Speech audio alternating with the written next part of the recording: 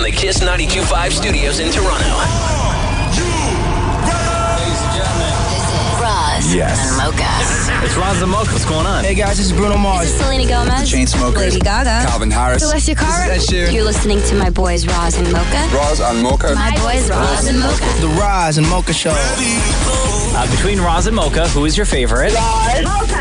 You guys are so funny, man. Congratulations, Lisa! Wow! You just won $1,000. That is amazing. Y'all just made my entire morning. Keep it up. You guys are awesome, man. This is the Roz and Mocha Show. Podcast. Powered by Air Transat. Hey, damn it, Maury, come on in here for a second and bring your retainer. Your what? Or whatever it is. Retainer? I got in the car. Maury drives me to work every morning. Yeah. And I got in the car, and Maury's sitting beside me and looks like a pug. What? Like, you know, pugs have an underbite? Oh, yeah. Right? Yeah. Maury looks like a pug, and his mouth is all messed up, and he can't speak. And I found out that you went to what, like a dentist? Yeah, I went to the dentist and they do a mold of your teeth. Because Maury needs to wear a mouth guard now when he drives. Only when he drives. Wait, hold on. Stop everything.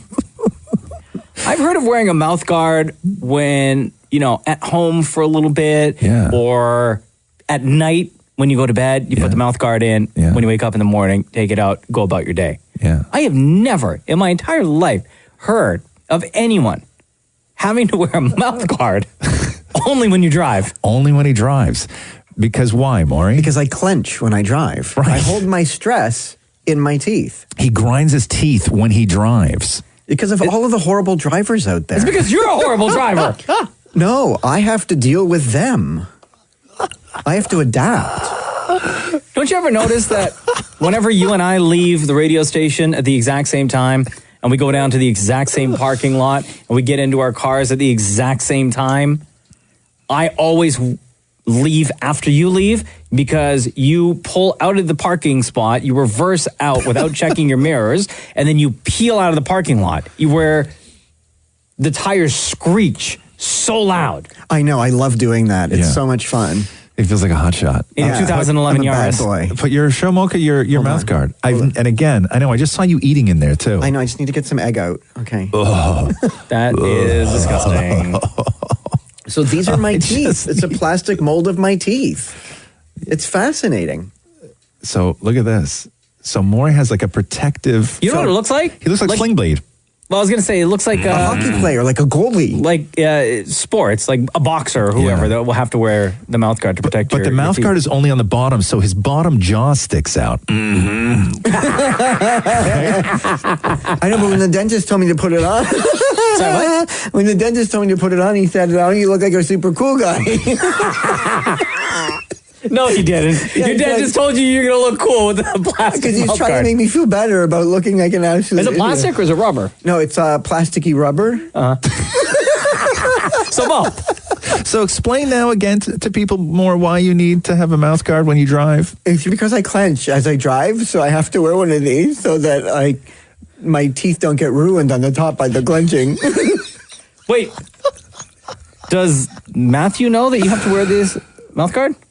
I haven't told him yet. You haven't told him yet? No, this is really... Nobody's going to want to be married to me now. Oh, now? Hey, come over here for a second. Come here for a real quick second. Come here. I just out of curiosity, I want to see if you can read this tongue twister. Okay. With that mouth guard in. Read this one here. Okay. I saw Susie sitting in a sushi shop. I saw Susie sitting in a sushi shop where she sat in the sign to see and where she sat to sit. One more time. Read this one. Same one? Yeah. I saw Susie sitting in a sushi shop where she sat to the side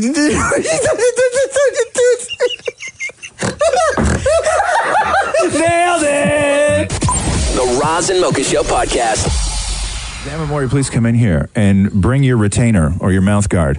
Yesterday, if you remember, we found out that Damn it, Maury requires a mouth guard for only when he drives. That's so weird. Because I hold my stress in my mouth. Right. So he grinds his teeth so much when he drives that it's damaging his mouth. Yeah. But you could prevent that because you're a terrible, terrible driver. No, but I have no control of everyone around me. Right. Yeah. So put it in more. Right. So as I'm driving, I have to drive with this. Right. Which is really. Wait, how do you talk on the phone though? Oh, I don't. I just deal with the texting. Gotcha. Admit it. Yo. Let's play this scenario out real quick. Okay? Let's play this scenario out real quick. Okay. Okay, ready? Yeah. You get pulled over. Hi, officer. How are you? Do you know why I stopped you today? No, is my tail light out? Excuse me, is your what? Is my tail light out? Okay. I stopped you because I saw that you were texting. No, not me. Okay. So what happened though is that in order to get Maury's mouth guard at the dentist, they had to do that where they make a mold of his teeth. Yeah. And then they made the mouth guard but that mold they give you to keep if anybody's ever had a mold made of their teeth. You're allowed like souvenir? Yeah, I guess. It's like a dinosaur relic. Yeah, you're allowed to bring it home. Can I take this out now? No. Oh. You're allowed to bring it home. Yeah. And so Maury brought it home and left it on the desk in the office. And that is where his husband, damn it, Matthew, walked in and found the mold of Maury's teeth. No. Yeah, so here's that. What the is that? It's a mold of my teeth. Why? Who did it? The dentist. Your teeth don't look like that to me in person. Oh, yeah. You had to bring that home? That's a memento. I don't want that. Like, that's not on display. I don't like that. That is your baby's teeth. No.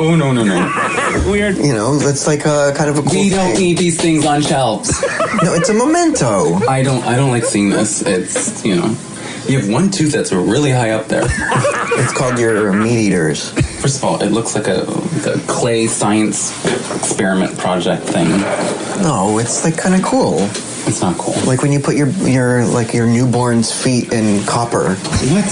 No. What if somebody comes in, breaks in, and they steal your teeth because they see them on the shelf, they think it's a joke, and then they steal your identity? How are they going to steal my identity from a mold? They could put those teeth at a murder scene, a crime scene, or something. And how are they going to track that to me? Of the teeth on the body or something. If you lose me, you'll want that mold. It's like a little memento to have of me. It's something to keep of your husband's. A mold of your teeth are not what I would want. It's all you'll have. We don't have many possessions. Oh, my Lord. So according to Dan and Matthew, your husband, he thinks that someone is going to break into your third floor condo and out of everything in your place, steal the mold of your teeth. Yes. Go commit a crime, potentially murder somebody, and leave the mold of your teeth on the dead body. To ping it on me. Yeah. The Roz and Mocha Show podcast. Hello? Hey, Allie, it's Roz Mocha. Hi. How are you? I'm good. How are you? Good, despite the circumstance. Let me read to you, Roz, and to everybody listening, what Allie DM'd to us. Okay. This was last night. I'm currently sitting in the hospital awaiting brain surgery and thought to pass the time, I could talk to my two favorite guys, and then in brackets, she said, don't tell my husband. My surgery is on Thursday, and I've been sitting here for 5 days already. Anyway, thanks for making my mornings and my drives that much better. The podcast makes me so happy and puts a huge smile on my face. So, Allie, why are you having to have brain surgery, and why have you been in the hospital now 6 days? It all started like a week and a half ago. I had a headache that was just lingering. And then it just didn't go away. So I went to my doctor and they found that I have a cyst on my brain that they have to go in and remove.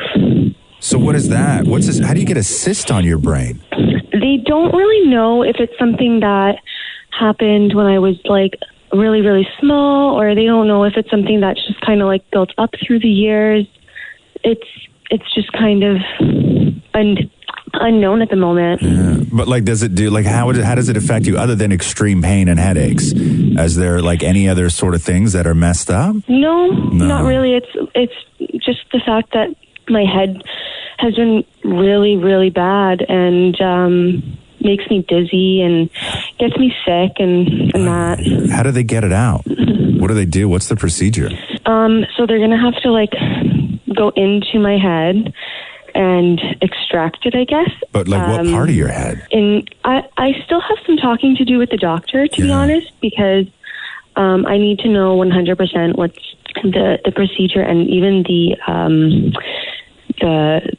aftermath of it. I need to know Like what's the recovery. Wait, so why have you been there since, I guess, Thursday? Why have you been there for 6 days at the hospital? So I wanted to go home, but they just wanted to keep me there keep me here for monitoring, because the doctor did say that things can go sideways really quick. Yeah. Oh, God. So they just wanted to monitor me and make sure that I'm okay, and this is the best place for me to be. I know that. So. Yeah. And is your husband there with you, or do you have family there with you? Oh, they've been amazing. They've been here with me every day, family nonstop. I told them, you know what, go back to work today, and I'm okay. I have my grandma coming today for me. I've had family and friends. Like, they've been amazing. And I've been like listening to you guys, and it's insane. You don't have like, I can't believe this. You didn't get any like the cool side effects from brain stuff. Like you didn't wake up one day and be able to speak German or anything like that, huh? No. No. See, you know what? Just extreme headaches. Right? Like at least give you one of the cool side effects. Like one of the cool ones. Like you can like move something with your mind. Like all of a sudden you can shuffle a deck of cards with one hand and you don't know why. Well, have you tried? Have you tried anything? No, I haven't. Put a fork on the table and just like, stare at it intensely and see if it'll move? Maybe I'll try that today. Honestly, I would be because you guys are asking. Dude, I'd be trying all the things. I would start off by writing with my wrong hand first, right? Just to see, you know what I mean? Just like, I would start off with like all the little things. Yeah. Yeah. And then I'd get up to, levitation and that kind of level of super strength. But here's the thing, okay, is that if you do realize that you can speak a little German or shuffle a deck of cards with one hand, those are good. It's when you start feeling like you're invisible that you need to hit that button and call a doctor. Yeah. More meds, please. Right? Yes. There's a line to a head injury. Yeah, and then I really don't think they'll try to send me home. They'll just do more tests. Yeah, you're staying here a little longer, girl. Yeah. Well, Allie, we just wish you all the best and can't thank you enough for your support and the note that you sent to Roz and I. Really, really nice, and we appreciate it. And we just wanted to make sure that we called to send our love and support to you as well. Thank you so much. You guys make every day amazing. I listen to you guys like my drives to work. Yeah. I listen to you while I do my makeup. I am obsessed. So I just want to say thank you so much for making my days so bright. Oh, you're the best. Well, between Roz and Mocha, who's your favorite? I knew you were going to ask me that. Yep. Okay, so I've been thinking about it. Mocha, I'm Guyanese. Well, my dad is Guyanese. I'm Canadian, but so I'm gonna have to say Mocha because of the whole Guyanese thing and how you make us so proud. That sounds like the sis talking. Shut up, dude. That is so mean. Oh my God. That is like terrible. The girl's been in the hospital for like 6 days. That is so mean, dude. You know I love you. You know I love you. Don't listen to him, Allie. He's lying to you. Oh, my God. Well, listen, will you please keep in touch and let us know how everything's going? I will for sure. All right. Thank you, honey. Have a great day. Thank you so much. The Roz and Mocha Show podcast. Hey, damn it, Maureen, my love, come on in here. What's the date today, Mocha? January 24th. January 24th. Oh. Today is... Yeah. Today is National Compliment Day. Oh! The best way to celebrate this day is to pay someone a nice compliment. Go for it. Maureen, I'll go first. Maureen, you want to give me a compliment, Maureen? I mean, I do every day. Right, but you give me a compliment, yeah. I'll give you a compliment in return. Roz, it's absolutely incredible how you're like a fine wine and you just get better with age. Oh my God. Wow. That's actually really nice. Super nice, dude. Yeah. Thank you. I mean, Maureen, you're welcome. I like that shirt. It's tastefully basic. But that's super nice, dude. Thank you. What? Yeah. Listen, Maury, the rule is when somebody pays you a compliment, you're supposed to say thanks. Okay. Yeah. I think thanks. Yes, absolutely. Okay. Go ahead, Maury. Okay. I love the fact that you smell like vanilla every day. It is so awesome. Oh my God. I actually work on that. I bought I have finally found after years of looking for cologne. I found this Tom Ford one. Yeah. Spent way too much money on it. Whatever. Who cares? Listen, you gotta smell good, right? Thanks, Maury. I really love that and admire that you have done your absolute best with that haircut. Thanks. I mean, I pay for it. Do you really? You don't do that yourself? No. Oh. Bro, it's so uneven on the left side of your head. Well, let me just move it over. Okay. Roz, every day you smile, you laugh. It's like you're enjoying life. Oh my God. I do actually. Thank you, Maury. You have been getting better at smiling. Thank you. I have been working on that. Maury, I really appreciate that even super ugly colors look good on you.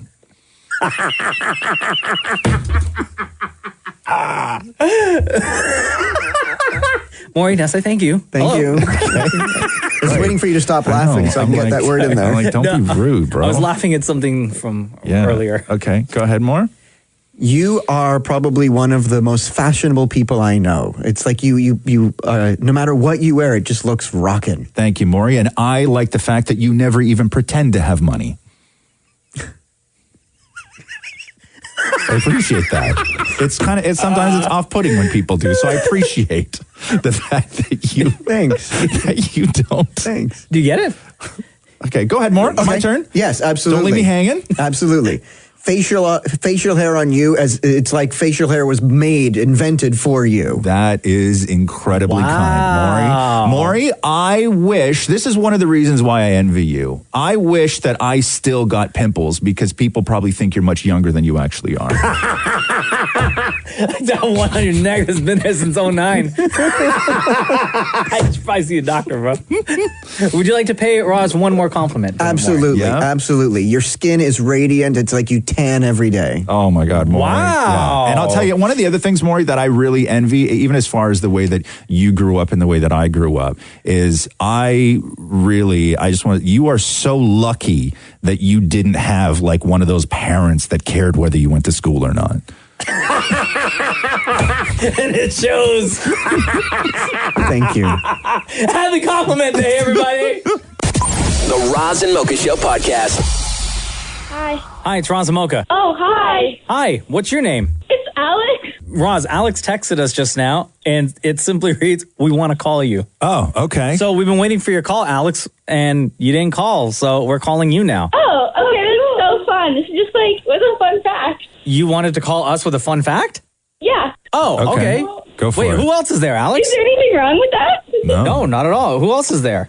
Just my friend, Rebecca. Okay, so Alex and Rebecca, how old are you guys? We're 14. Okay, what is your fun fact for today? My favorite food is onions and juice crystals. It's actually really, really good. No, you're lying. That's not a fun fact. No, you're lying. So good. You're lying. Teenage girls lie. You're lying. No, I'm not. Yeah, It's you so are. good. Okay, fruit crystals on top of what? Onions. Raw onions. What kind of juice crystals? What company makes them? It's slushy like the company, I think. It's your favorite food and you don't know who makes it. You don't know what product you use. Okay, I know what it looks like. It's like a white bag with purple writing. Yeah, but who makes it though? If it's your favorite, you would know. Okay, but I don't know because you don't need a lot of juice crystals. So what, you take the powder and you sprinkle it on top of onions? No, so you take a little chunk of onion and you lick it, and then you take a handful of juice crystals and you dip your licked onion into juice crystals, like Fun Dip. No, you don't. And then it tastes like Sour Patch Kids. No, you don't do that. Yes, I do. You could have got on the show for just being honest. We would have put you on the show. You don't have to lie to get on the show.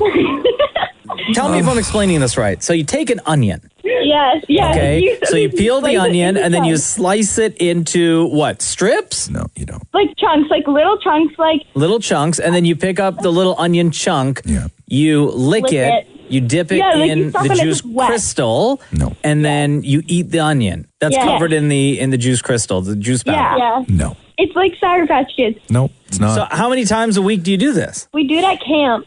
You could have got on the show for just being honest. Mm-hmm. It really is. It really is. Okay. 100%. Okay. Well, you have to prove it to us. Yeah. Okay. But also, where are you going to find juice crystals? Oh, they have Oh! But I thought it's your favorite thing. You do it all the time. We do it camp. At camp, it's our favorite thing. Oh, I gotcha. So you only do it But you at can camp. have a favorite food that you only eat like for like a month a year. No, you can't. No, you can't. If it's your favorite, you should be having that all the time. They have so the store that I get my juice crystals at is the store it's like Costco, but it's not Costco, and it's for business owners. Bosco, I know that very well.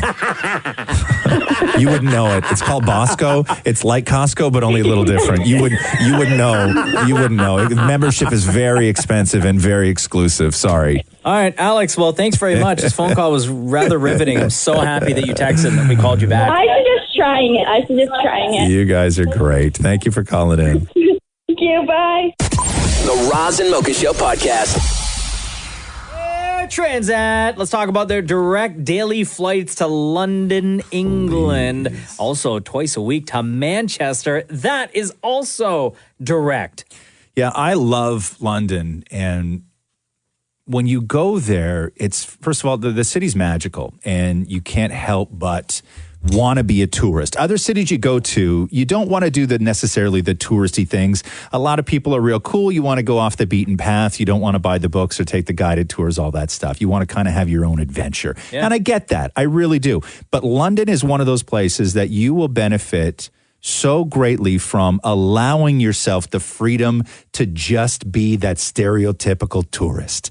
Because it's a city that's made for that. Like if you go to London and don't do the double-decker red bus tour with the big giant map on your lap with the pen and the everything else, your best life. You're not living. You got to do that stuff. Yeah. So please, if you go to London, just be the tourist. Embrace it. Plus, Transat offers those multi-city packages to enjoy cities in and around England. So much to do. So much to eat, too. Visit airtransat.com for all the details. There you go. Okay, let's take a phone call. Of course. Roz Mocha, hello. Hey there, how are you guys? Good, how are you? Good, thanks. I have a challenge for Roz and Maury. Okay. For Roz and Maury? What is it before I'm not agreeing to do anything until I know what it is. Hold on, what's your name? My name is James. James, I like this idea already, bro.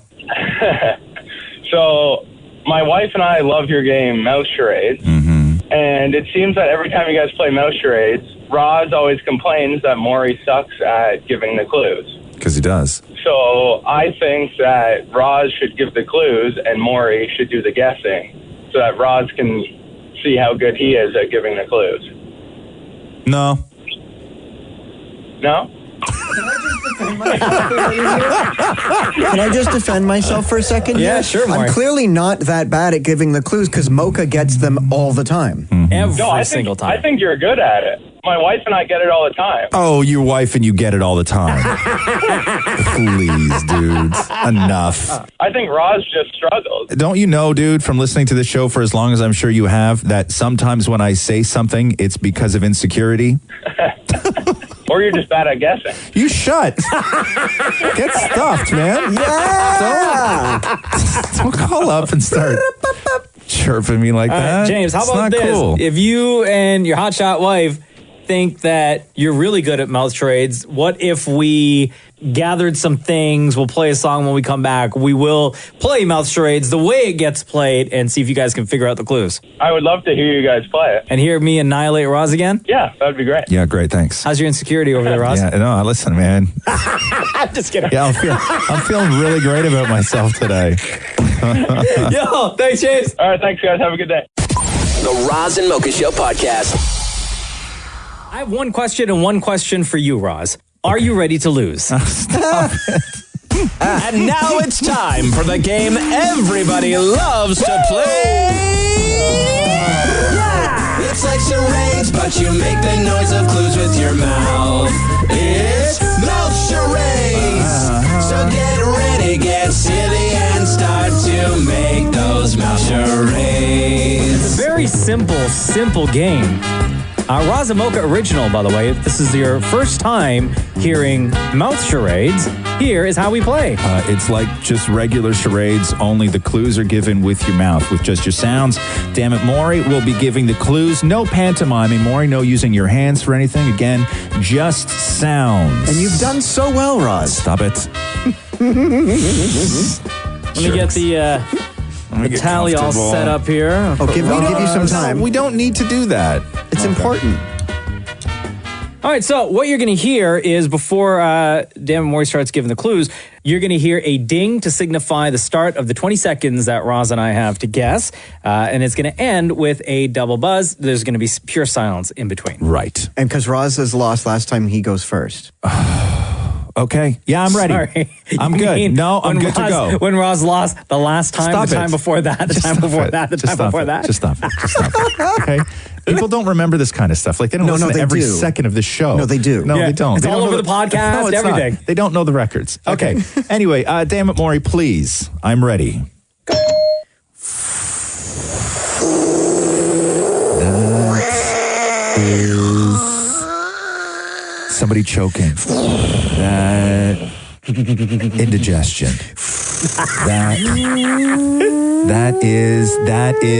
That is Plane taking off. Oh, for God's sake. What was that sounded like gunshots at the beginning. That's why I said indigestion. Those bumps on the road. Like the wheels go over the bumps. Like on the tarmac? Yeah. That doesn't sound like a very safe airport. When you do a plane sound, don't go. It's like a World War II plane in battle. Okay, next. So, Mocha, your turn now.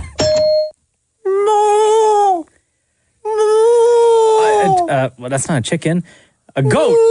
A lamb. Oh, a whale. Yeah. Don't you know like whale calls? Yeah, I was doing whale calls. You know, because you did the waves. Yo, let me mark that down real quick. One for Mocha. First of all, that sounded like a grandma ghost.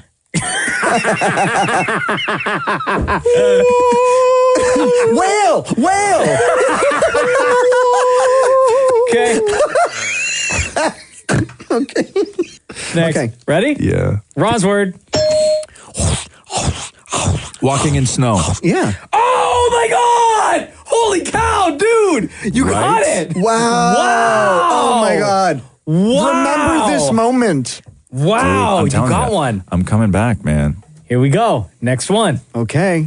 And go. Oh my God.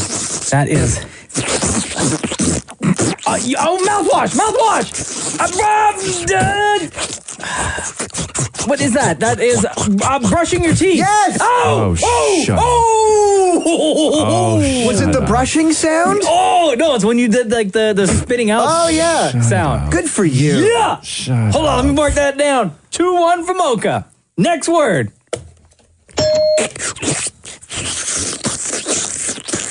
Walking in snow. You already said that one. Oh. What was that? Your tongue just came out of your mouth for like one real, like, it's skinning a deer. Frying an egg. That's the sizzle. That was just me laughing. Okay, next One more word. for Mocha. Here we go. Okay. Ready? And go. Wait. Hitting a baseball. Oh, home run. Yeah. Oh, shut up. Shut up. I was trying to make the bat sound louder, but You make that baseball sound like you have no tongue. Like you sound like Like it's just fat lips smacking against each other. Okay, hold on, guys. In the game of Mouth Charades, let me tally the score. Stop it. I did get one. I got 3 one. for me and 1 for Roz. So I am the winner. What was the word I got? It was skinning a deer, right? no, I was walking in snow. Walking in snow. Right. I forgot about that. And that's how you play Mouth Charades. The Roz and Mocha Show podcast. It was a crazy moon last night. And, you know, I had the perfect view of it from my couch. I was staring at it. And? Like from, I don't even know, like 8:30, 9 o'clock, everything at 10 o'clock. I had the perfect view. And did you see, like, was it a different color and stuff? No, I started watching Netflix and then I just didn't even bother looking. You know how long I was, like, so excited for this, what is it? The Super Blood Wolf Moon. Yeah. I was so excited. I even set a reminder on my phone. Yeah. To go check the window. And at the time that I looked, It just looked like a regular big, super bright moon. Yeah. Like it wasn't. I didn't get any of the red kind of tinge or the way I see it on Instagram from all these other photographers that I follow. And I'm like, what's up with that? So do you want to know why it's called a super blood wolf moon? Yes. Okay, so it's the super part of the name means it's because the moon is unusually close to the Earth. It's the closest it actually can be to the Earth. And why? then The Earth is like too close, y'all. Back off. Yeah. The blood part is because the moon may appear to be bright orange, gold, or even dark red shades. I didn't see any of that. As the moon travels deep into the Earth's shadow during the eclipse. And then the wolf part... Too close.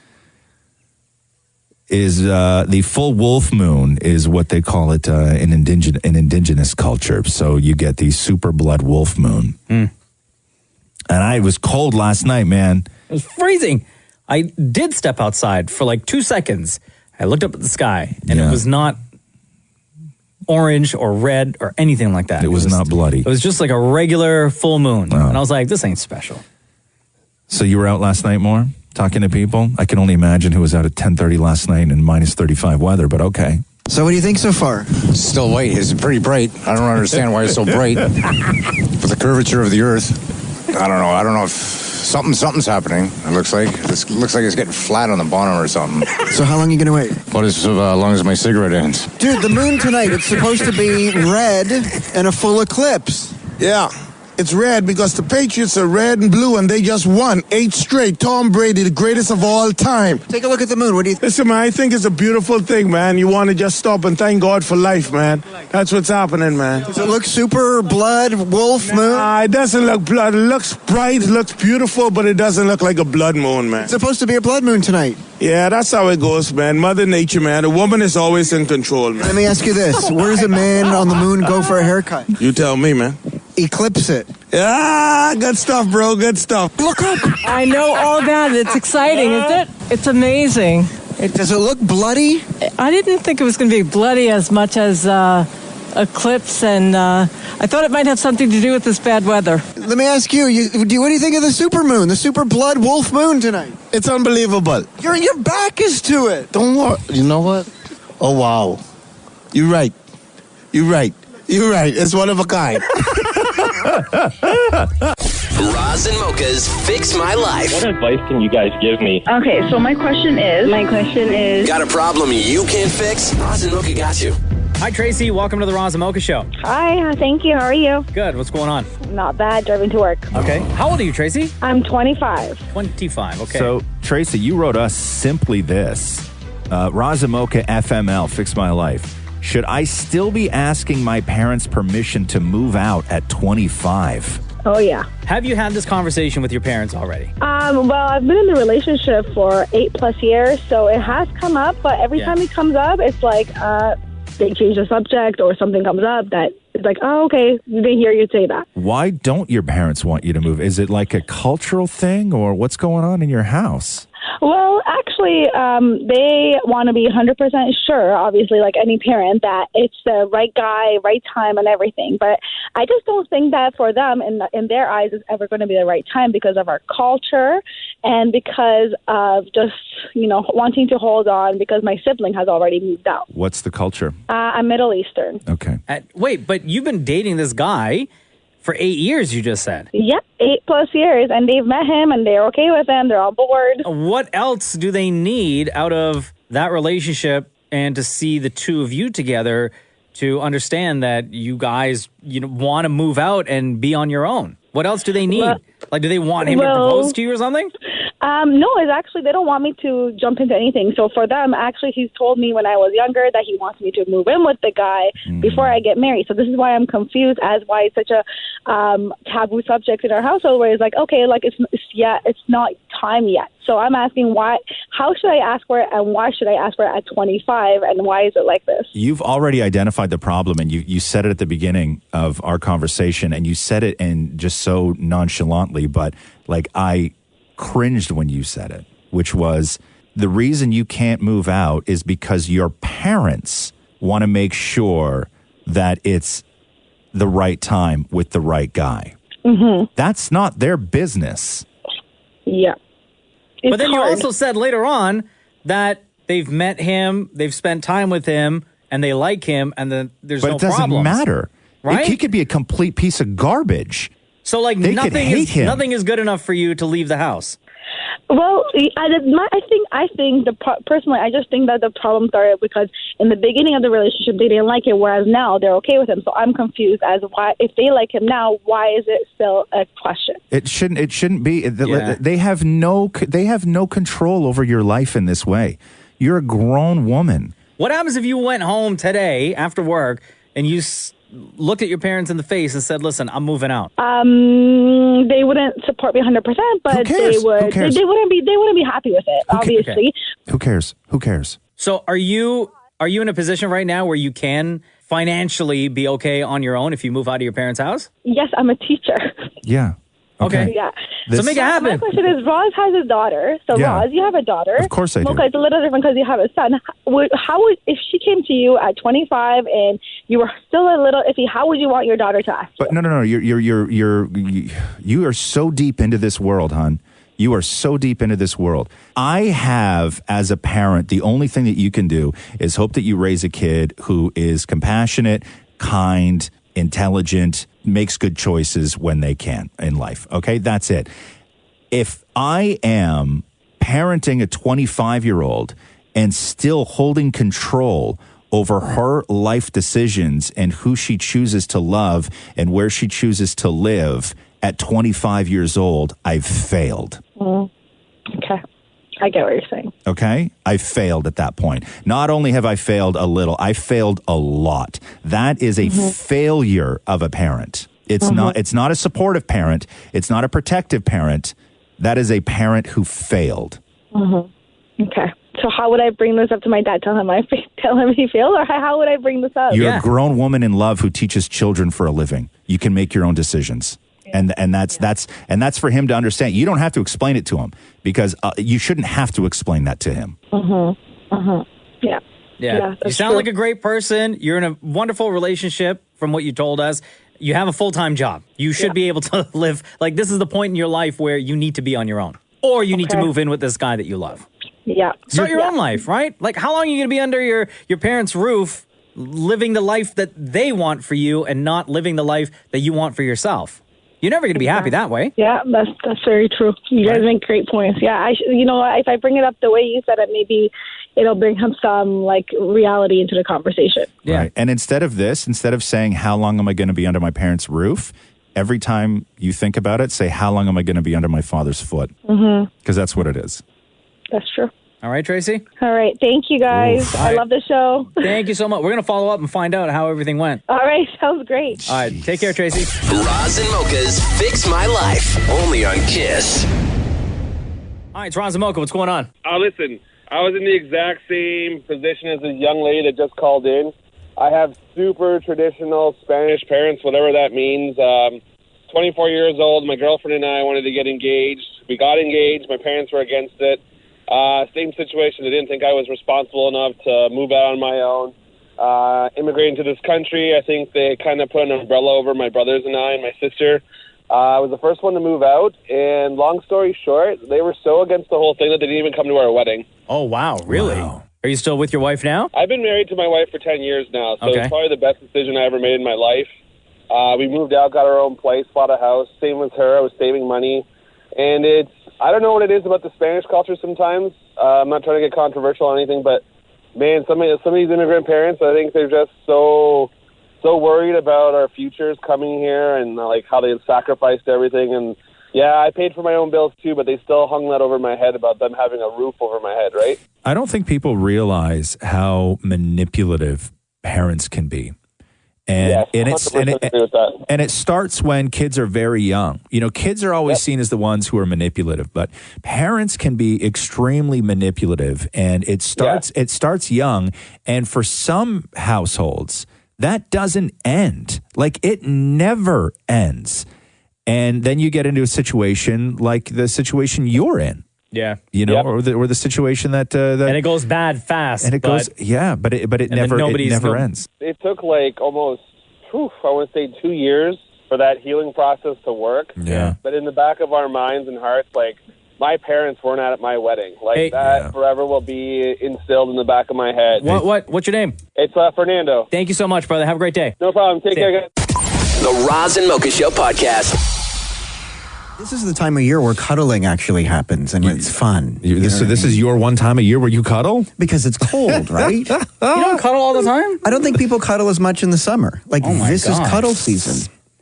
Because there's a reason to cuddle. People, like, you want to keep each other warm. My wife and I cuddle, like, almost every night. Now, in the summer, I'll lie on Matthew to be like, it's hot, get off me.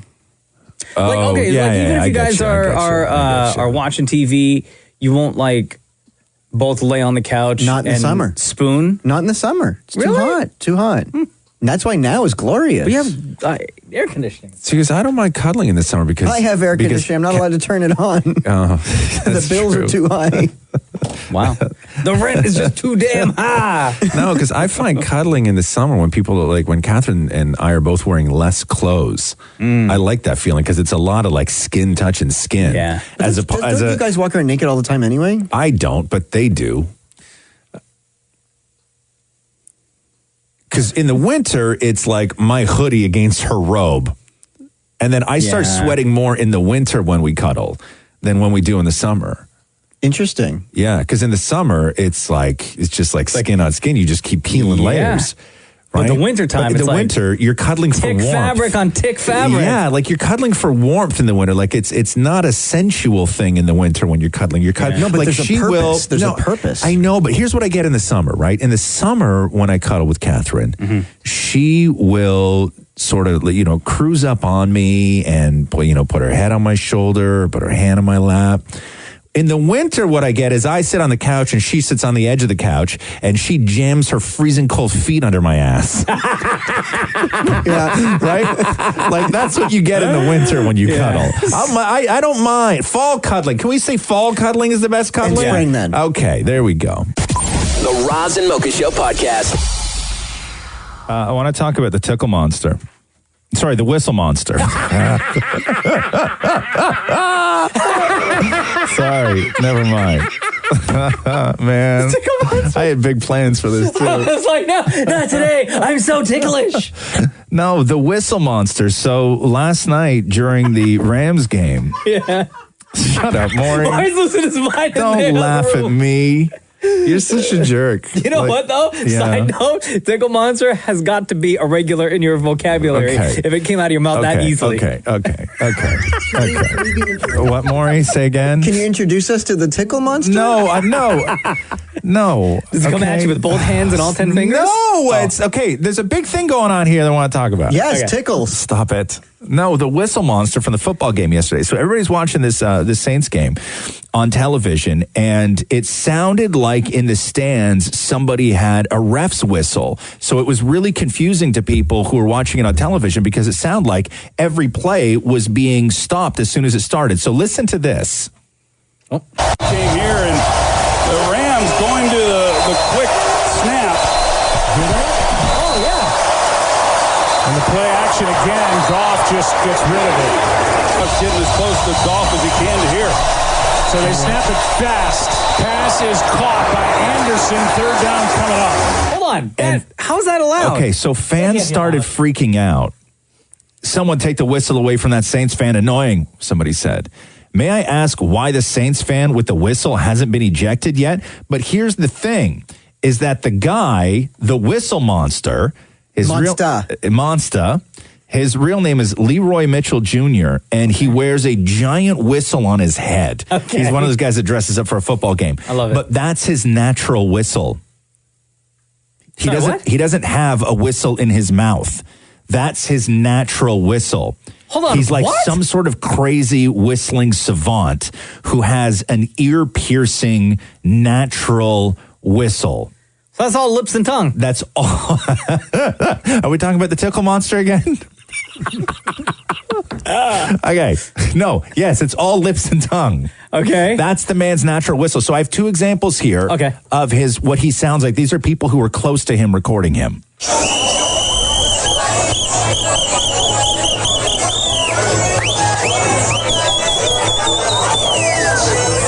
Wait, right? that's not like a whistle, No, like what the ref would that's use? the man's mouth.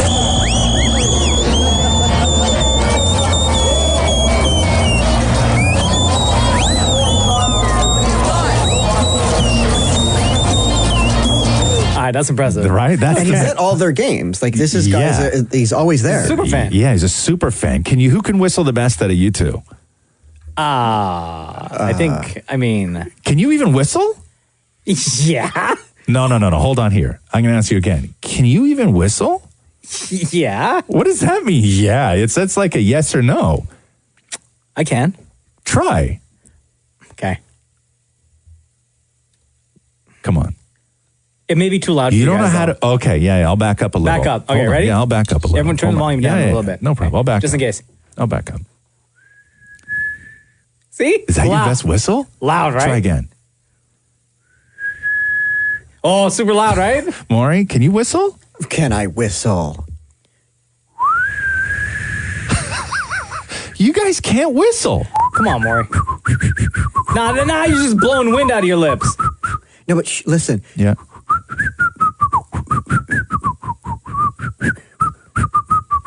Why do you flap your arms when you whistle? Like a bird. You're a little baby bird. Whistle, not act like a bird. Can you do a whistle where you put your hands in your mouth, like your fingers in your mouth, and do one of those? That I cannot. Oh, the cab thing? Yeah, try that.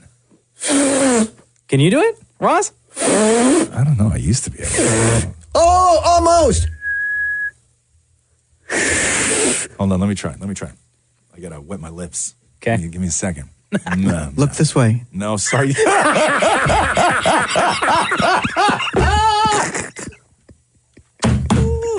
Okay, go. Okay. Oh, hey, that was great. Wow. Do it again. Let me see. Okay, but where does your tongue go? Maury. No, I'm being serious. Teach me. Okay, you fold. Okay, take your two fingers. Yes. Do the fingers touch? Okay, take two fingers from each hand. Touch the tips of your middle fingers. Uh-huh. Put them in your mouth. Uh-huh. Under your tongue. And roll your tongue back. Uh-huh. Like this. Uh-huh. Right? Roll your tongue back. You didn't say to stick your fingers down your throat. Try one more time. Okay. One more time.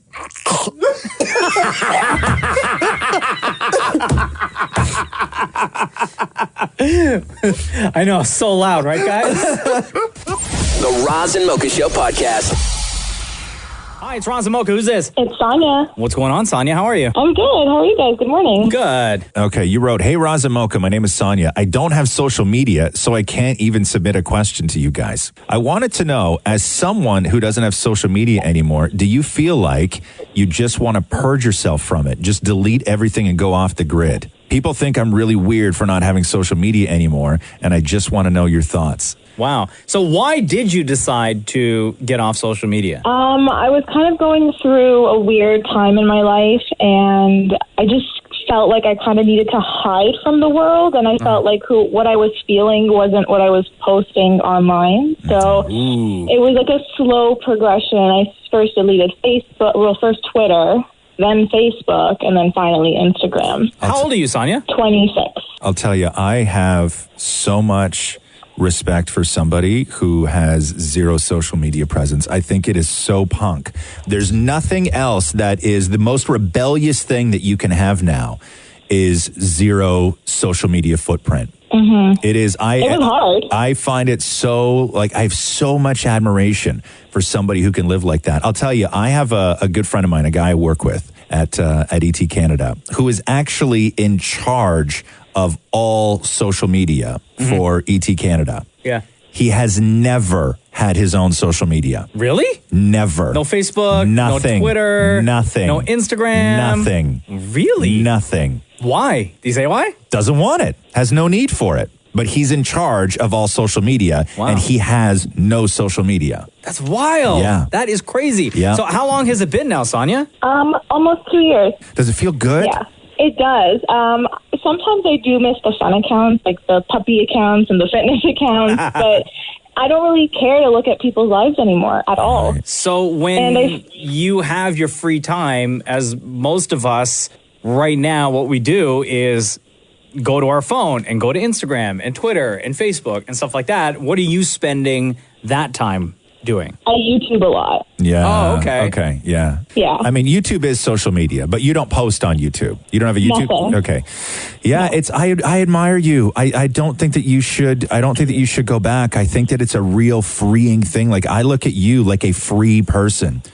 Like it's so. I feel that way now. You should feel that way, and I have so much admiration for you. But what about FOMO? What about FOMO? Like, don't you have? No, let me tell you, Maureen. JOMO is the new FOMO. What's JOMO? The joy of missing out. I love it. That's what it's all about right now. It's not about the fear of missing out. It's the joy of missing out. So what do your friends think about you not being on social media? Do they ask if you're ever going to get back on there? They do. They think it's weird. Everybody I meet thinks it's weird. And even if I meet somebody new, they'll be like, what's your Instagram? And I'll be like, well, I don't have it. Or do you have Facebook? I don't have it. I feel like when you have somebody on social media, when you first start to get to know them, you kind of judge their personality based on what they post. Of course they do. So it's so hard for them to gauge me as a person when they can't see the things that I'm posting. I fully agree with you, and I wish I could. I really do. And if I didn't have to, or because even with Instagram, I don't post that much on Instagram. It's not a huge part of my life. And I think you are we're talking to you right now, and you are a sort of rare, free human being. And I think that more people should ditch it. I really do. I think that your life will be so much better for it. But how do you sort of keep tabs on your friends or exes? You don't. You call the people you're interested in. You can text them. You can take a picture and send it to Matthew. You just don't have to share it on a platform. I do feel like I've lost a lot of friends. Oh, really? Yeah, because you don't keep in touch with people in the same way anymore, and the people that you do keep in touch with are the ones that actually matter, or that want to reach out to you and you reach out to them. It's not, I'm keeping in touch with you because, I just found out you're engaged because you posted a picture of it. And it also changes your self-worth as well. You no longer judge your life on how other people feel about it and the things that you've done. Yeah, but if you're on vacation, how do you know you had a good time if there's no likes? Right. Thank you so much, Sonia. All the best. Congratulations. 2 years off of social media. Thank you, guys. I just want to say I love you so much. My mother and I listen to you all the time. It's been years and years. And between Roz and Mocha, who's your favorite? Roz. Between Roz and Mocha, who's your mother's favorite? Mocha. Oh. Is your mom on Instagram? No, she's not. No, okay, never mind then. Thank you, Sonia. Thank you so much. Have a great day, guys. Yeah. The Roz and Mocha Show podcast. A question for you. Hit me. Do you have cold weather undies? Do you have specific undies that you put on? No, not for the winter. When it's colder out? Because I was wondering yesterday why I don't, or why we don't. Because you have cold weather everything else. Yeah, I have cold weather socks. Yeah. Sweaters, do long johns scarves. count? No, long johns would no, but that's just, I look at long, just specifically undies. There's no winter undies. Oh, I have my more of the softer ones that I wear in the winter time that are too warm for the summer. What do you mean softer? They're more of this material. But you wear all boxers. You wear thick ass shorts year round. What is that? I can't even see what that is. Feel them. Yeah, but that's not thick though. That's not. That's thinner than the light ones. But those thin. But I'm saying you should have why don't we have thick drawers? Why don't we have thick underpants? I think it has a lot to do with sweat. I don't know. I'm not an expert in what you should be wearing down there. First of all, and I'm not an expert in the materials that would keep you the warmest. I heard silk keeps you real warm. No, that's what I heard. So that's slippery though. I know. What about leather? Leather? No. If it was warm for the animal. Leather underpants? Right? No, absolutely not. I think they wore leather underpants back in the medieval days. Yeah. I think that would be sticky and stuff. Leather underpants. Yeah, it would just stick to your skin. Yeah, maybe if I'm trying to win a contest or something, I'd wear leather underpants. But at not that for point, warmth. you're only wearing it for a little bit. You're not wearing it all day, all night. No. I used to wear the long johns. My dad would make me wear the long johns. Yeah, I always liked long johns. Long johns were good, but sometimes, because you don't wear super tight jeans like I do. When you wear really, really tight jeans. For anybody who doesn't know, Roz's jeans are as if every morning somebody shows up to his place and paints pants on him. How do you button them up? They're that tight. What do you mean, how do I button them up? Like when they're They that button them up tight. like a normal person. Well, no, it's they fit. First of all, more like doing a button on a jeans is not a struggle for 'Cause everyone. I have jeans that I can't wear.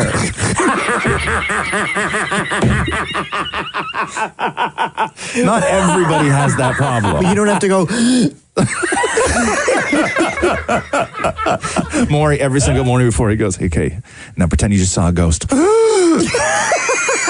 are done. The Roz and Mocha Show podcast. They sat the Backstreet Boys down. And had a talking with them? Like, guys, give it up? No, man, they're about to release a new record. No, I like the Backstreet Boys. And they asked them what their least favorite Backstreet Boys song was. Oh! Okay, hold on. I got to pull up their... Oh, wait. Hold on. Let me think. Backstreet. And it's not even which is their least favorite Backstreet Boys song, but they asked them which song they actually regretted recording. Okay, hold on. Yeah. Oh, I love this game. Okay. Can you give me, because they have so many albums, right? Yeah, sure. And it's going to take forever. Yeah. Could you give me like an era? Because since like they released pretty much an album every year since like 97. Right out of the gate. The era right would out be of the gate. right out of the gate. So 97. Yeah. All right, hold up. Oh my God. Yeah, right out of the gate. Okay, so it's not going to be Backstreet's Back. It's not going to be Everybody. No, hell no. It's not going to be Come As on. Long As You Love Me. No, it's not going to be that. It's not a classic. Like, it's not. It's not going to be All I Have to Give. That was a great song, by the way. Yo, did you know on 1997's Backstreet Boys album, they have a song on there called That's What She Said? I didn't know, but I'll tell you, that's not the one. If you want to know, play the clip of the Backstreet Boys individually going through which song they feel should never have been recorded. My least favorite Backstreet Boys song, If You Want It to Be Good Girl, Get Yourself a Bad Boy. If you want it to be good girl, get yourself a bad boy. Probably If You Want It to Be Good Girl, Get Yourself a Bad Boy. That was horrible. Song should never have been recorded. It is the biggest piece of crap. You know why the fans love that song? Because Nick is singing the whole dang on thing. I don't really have a song that I don't like. Sound like, if you really want it good, get yourself a... How do I not remember that song? Okay, so go for it. You have the clip right there. If you want it to be good, girl, get yourself a bad boy. Ooh, great line. You want it to be good, girl. Get yourself a bad boy. This song did not age well at all. Get yourself a bad boy. Get it like it could be, would be. Yeah, like it should be. You want it to be good, girl. Get yourself a bad boy. Oh my God. Oh yeah.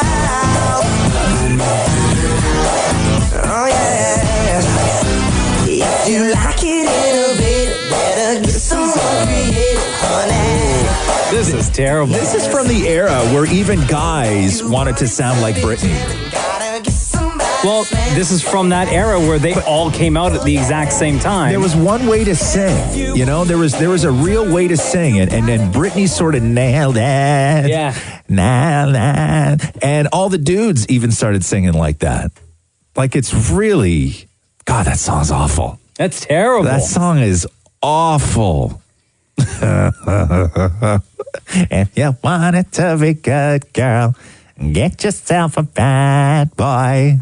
Roz and Mocha's Fix My Life. What advice can you guys give me? Okay, so my question is... Got a problem you can't fix? Roz and Mocha got you. Geraldine, what's going on? Oh, hi, Roz and Mocha. Hello, Geraldine. So you wrote us this. Roz and Mocha, FML, Fix My Life. My boyfriend and I want to go on vacation together. We've never been on vacation by ourselves. I'm 24, and the main problem is my parents. They are very against the whole thing being by ourselves. They still treat me like a child. They always say as long as I'm living with them and I have to do what they say. I want to talk to my parents about it, but I don't know how to start the conversation or what to say. My boyfriend said he would talk to them, but I feel like they would feel attacked. Help me. So, Geraldine, how long have you been dating your boyfriend for? Almost 3 years. Almost 3 years. Have your parents met him? Yes.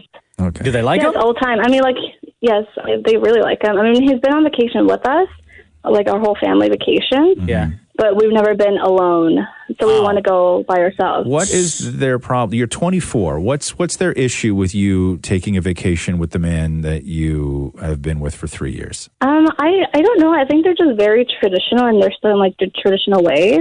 I mean, I try to also like sometimes rebel and like do what I want, but at times they're very controlling, and they sometimes are like, no, you're not supposed to be doing that with your boyfriend. So it's been really annoying. But how do they expect you to act as a 24-year-old when you are in a relationship? Do they expect you not to spend time with this guy without them around? Do they expect you not to have sex? Like, how do they see your life and your future with this guy? Not necessarily with this guy, but like how you want to live your life. I just think that they really don't think about it, but I mean, they do let me go alone with him. Like, I go to his house, but sometimes they're like texting me at like 10 at night saying, oh, come home, it's too late, or like, I don't know why you're hanging out at his house. Do you sleep over at his house? No, that's totally against. Okay, so what kind of background are we dealing with here? What's your background? I'm Colombian. Okay, so what is it a religious thing? They want you to be married first?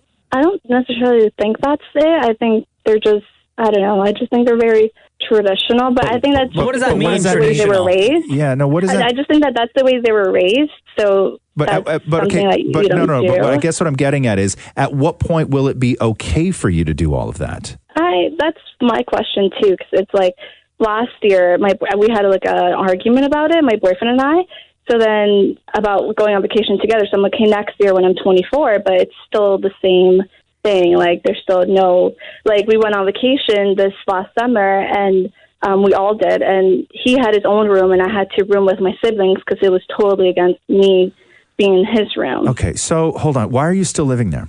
Just because I want to save money eventually to when we do get married, just to save up money so we can buy our own house instead of just moving out. And what would happen if you told your parents that you were going to move in with your boyfriend and his family? I think at first they would be like very mad, but I mean, they would still. So basically, you're trapped at home no matter what.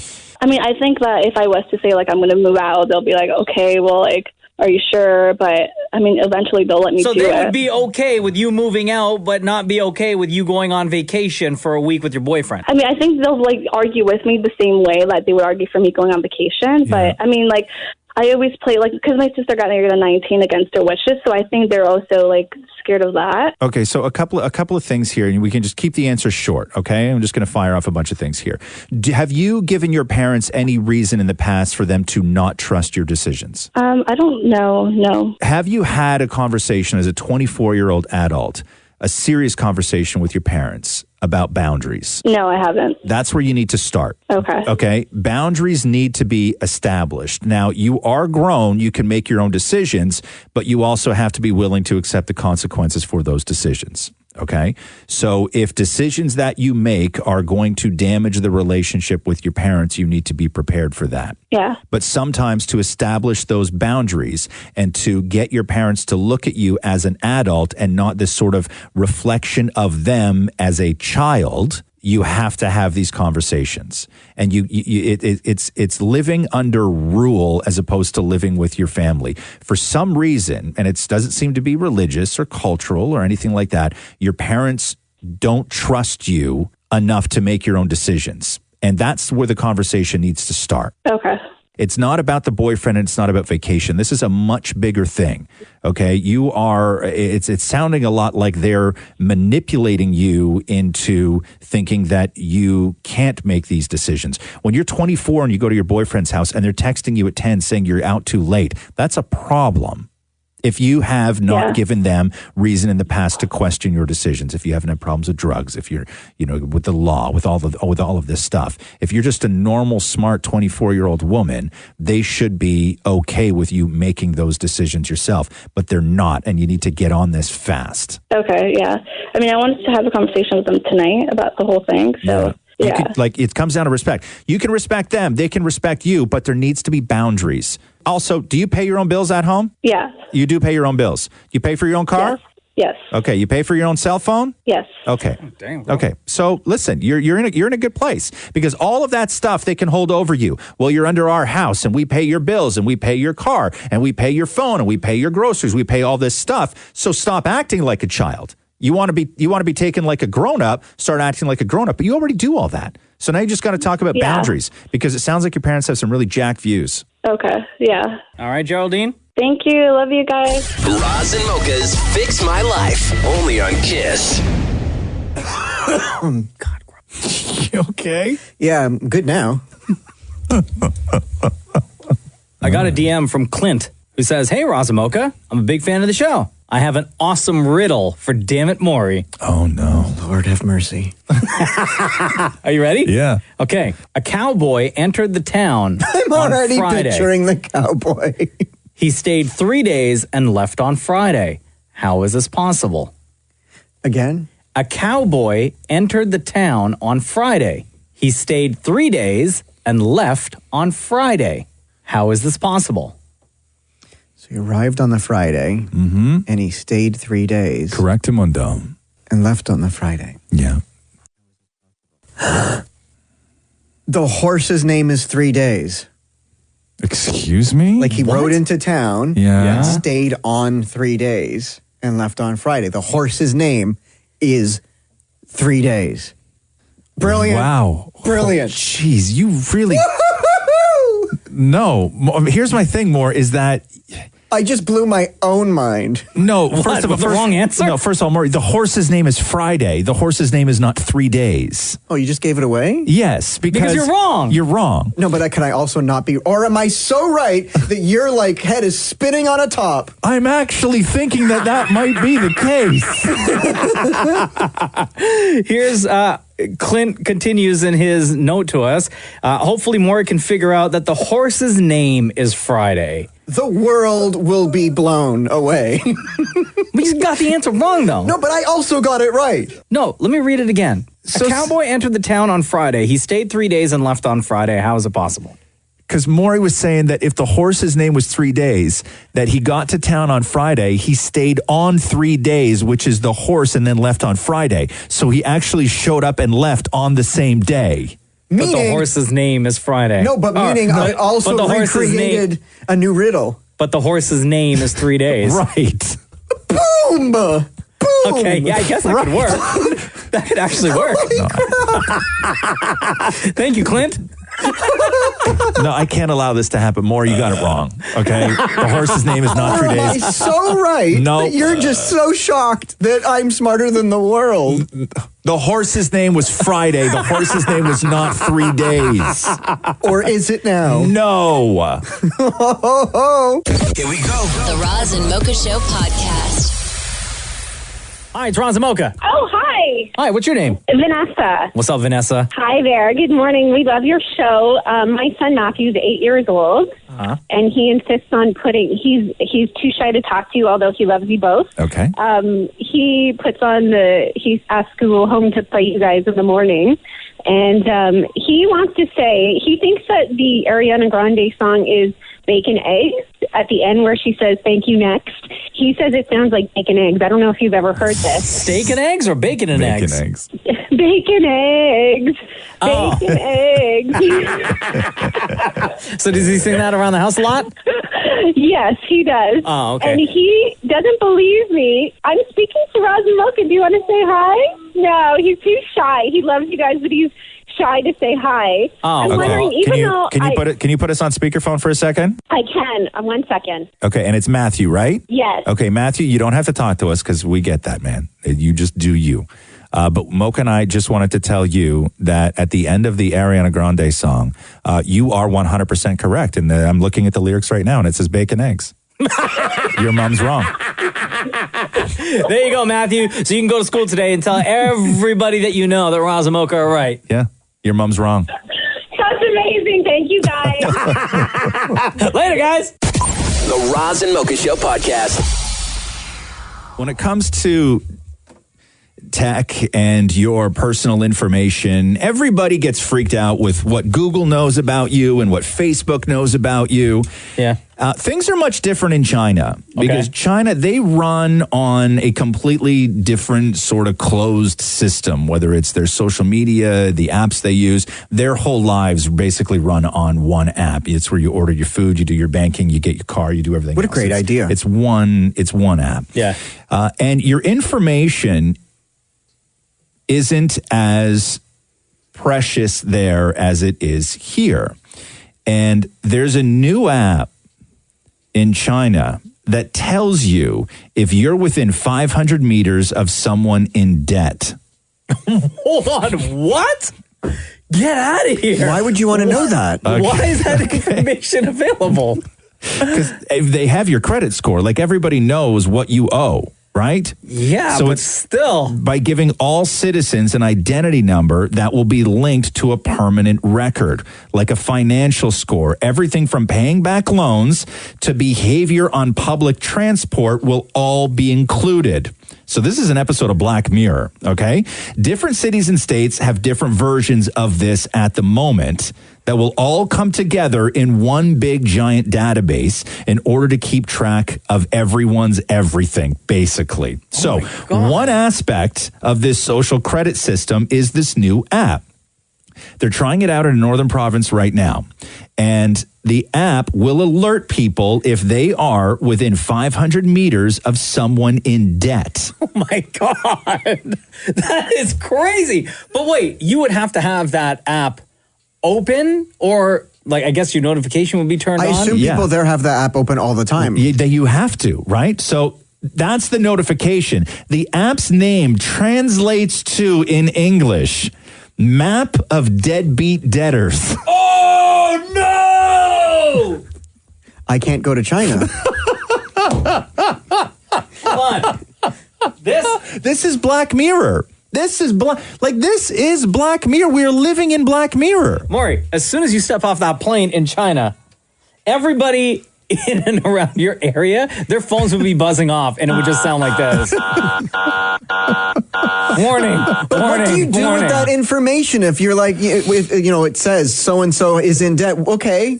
I don't know, like maybe you don't sell them something, or maybe, this then translates into if you try and get a reservation at a restaurant, they will start a hierarchy of the people who have the best debt, who are most likely to pay the bill on time. So I literally can't do anything if I go to Japan. No, nothing. Nothing. Oh, my God. The Roz and Mocha Show podcast. Razzie nominations came out this morning. Academy Award nominations come out tomorrow morning. Gotcha. This morning is the Razzie nominations. And these are the anti-Academy Awards. Yeah, celebrating the worst in cinema. Of course. Worst picture, Gotti. That's that John Travolta movie. That didn't even make it to the theaters. Robin Hood. Some movie called Winchester. I don't know what that is. Holmes and Watson. That was the John C. Reilly Will Ferrell movie. And wait, did that come out already? It did, yeah. No. Yeah, and it died. Oh. And the Happy Time Murders. This is that Dirty Muppets movie. Oh, yeah. Yeah. The Muppets creator's son made it. Yeah.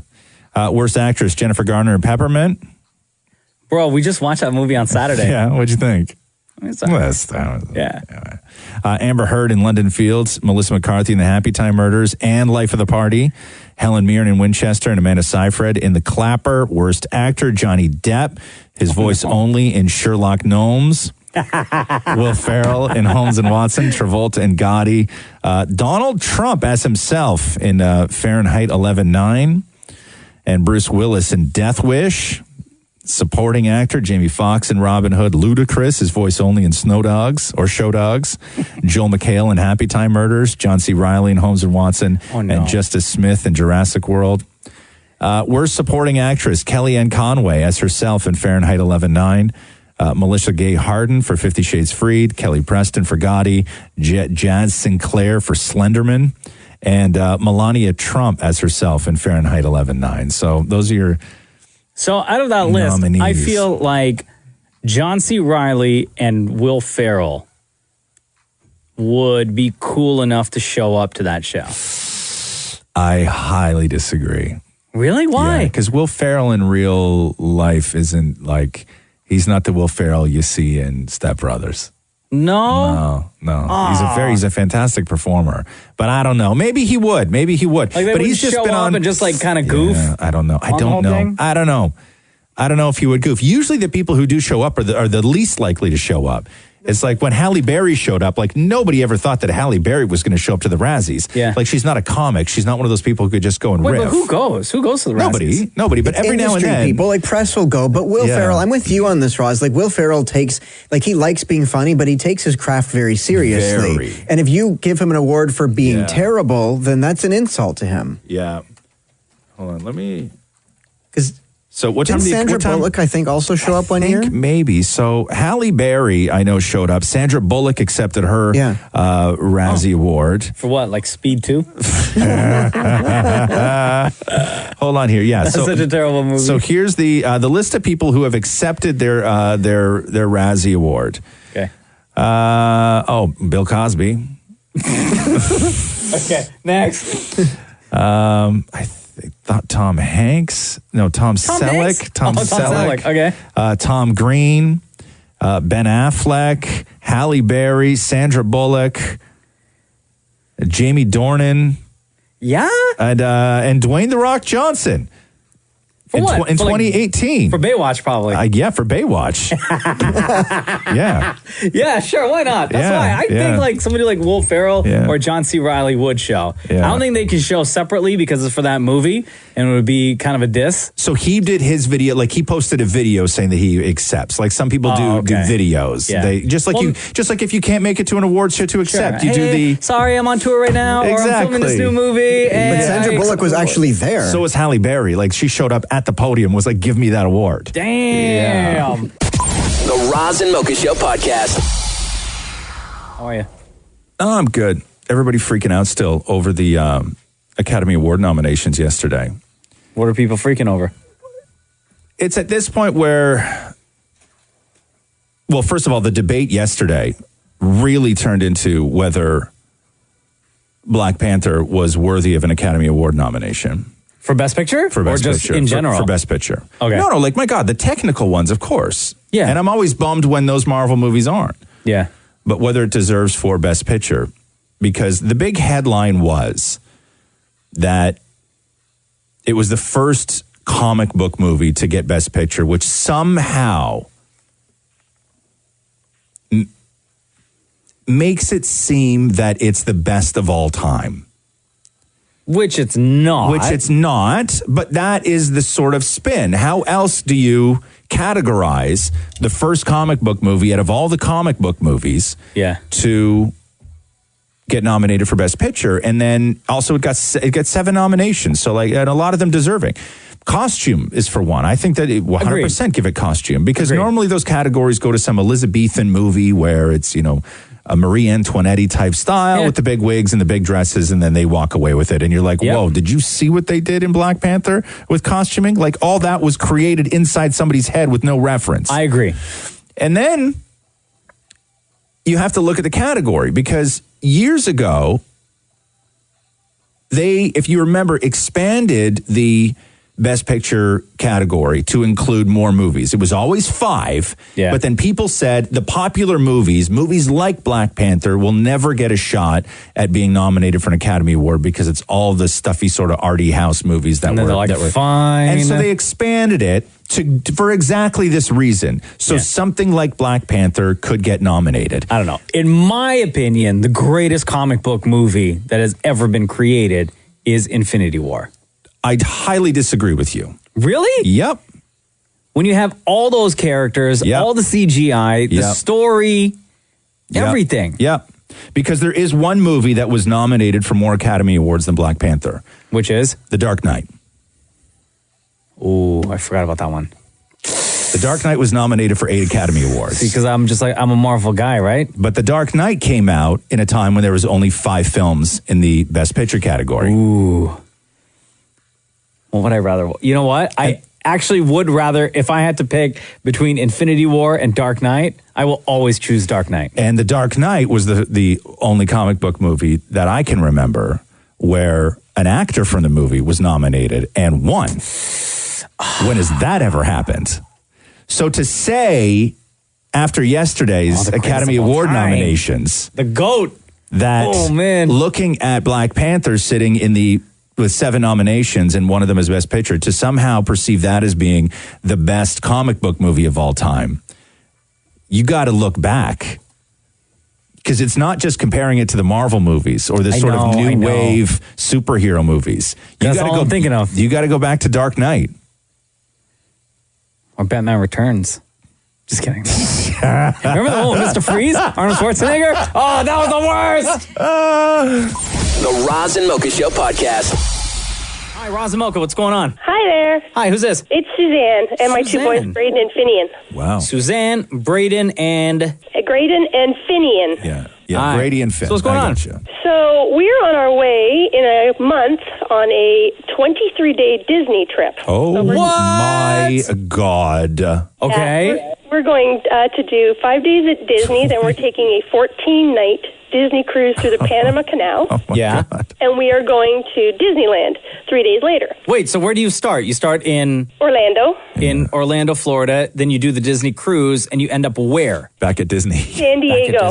And then we're taking a God. to Disney. Yeah. So you're going from Disney to Disney. Basically, yes. On Disney. On Disney. On Disney. And how old are your kids? I'm taking my boys, who's 10 and 12. Oh, my God. Have you ever done one of those Disney cruises before? This will be my 10th one. 10? Yeah. Holy cow. So obviously it's worth it then. Oh, yeah. How old were your kids when you first started going? Okay, the best time to go is when your child is toilet trained, because then you and your significant other get a lot of time to yourselves, which is great because they have an adult area that's all adult. So it's not all kids stuff all the time. Yeah. I actually took my boyfriend in May. It was just me and him. We didn't even take the kids. You went to Disney with your boyfriend? I went on a Disney cruise with my boyfriend. Oh, my God. Now, are you one of these people that has like a lot of Disney stuff in your house as an adult? Like you got a Mickey around somewhere? Nope. No, okay. We have Disney Vacation. Oh, I have a Disney purse. My kids are actually pointing at it right now. But okay, so yes. I have one thing. Yes, one thing. But we have Disney Vacation points. I actually have a severely disabled daughter at 22, and my dad bought me a timeshare at Disney because it was accessible for her. Yeah. Oh, wow. So we could take her swimming, and she could do stuff on the rides and stuff. So we still have it. So we use it every year. Wow. So you are like Disney's ultimate fan. Yeah. And customer. That's great, though. There, yeah. My friend Mike and his wife, they go to Disney every single year. Mm-hmm. Even before they had kids, when they were like newlyweds, because I guess a tradition with her family was every single year since she was a kid, she would take a trip to Disney. Yeah. Yeah. And when they started dating, he thought it was like a real nice thing and didn't want that tradition with her family to end. So he continued it with her. And they do it now every single year with their kids. I couldn't imagine. There's a lot of people that go with no kids. We've actually decided to take Maury with us. Maury? Well, yeah, we have to do something for school, and I mentioned to my kids that why don't we do a flat Stanley, which is a little paper doll you take around and you take photographs and then you explain it where you are. And the boys didn't want to do Flat Stanley because they said it was too childish. So we were listening to the Roz and Mocha show, and suddenly one of the boys said, "Let's take Maury." So we've made a flat Stanley, which is a flat Maury, which we are taking on our cruise with us through Disney from day 1 to day 23. You made a Maury doll? We made a Maury doll. It's on Instagram. Wow. Oh, my God. Okay, what's Please. the Instagram? I'm going to look this up right now. What's the Instagram account? I believe it's Flat Damn It Maury Travels. No, you made him his own Instagram. I thought it was like on yours. Okay, hold on. Well, no, it's on mine, but you can get on it that way too. Damn it, Maury. What? Travels. Maury's like, how flat? Like my stomach? Is that the flat part? Oh my God. Yes, he's one-dimensional. Oh, my God, look at this. Is it legit? Hold on.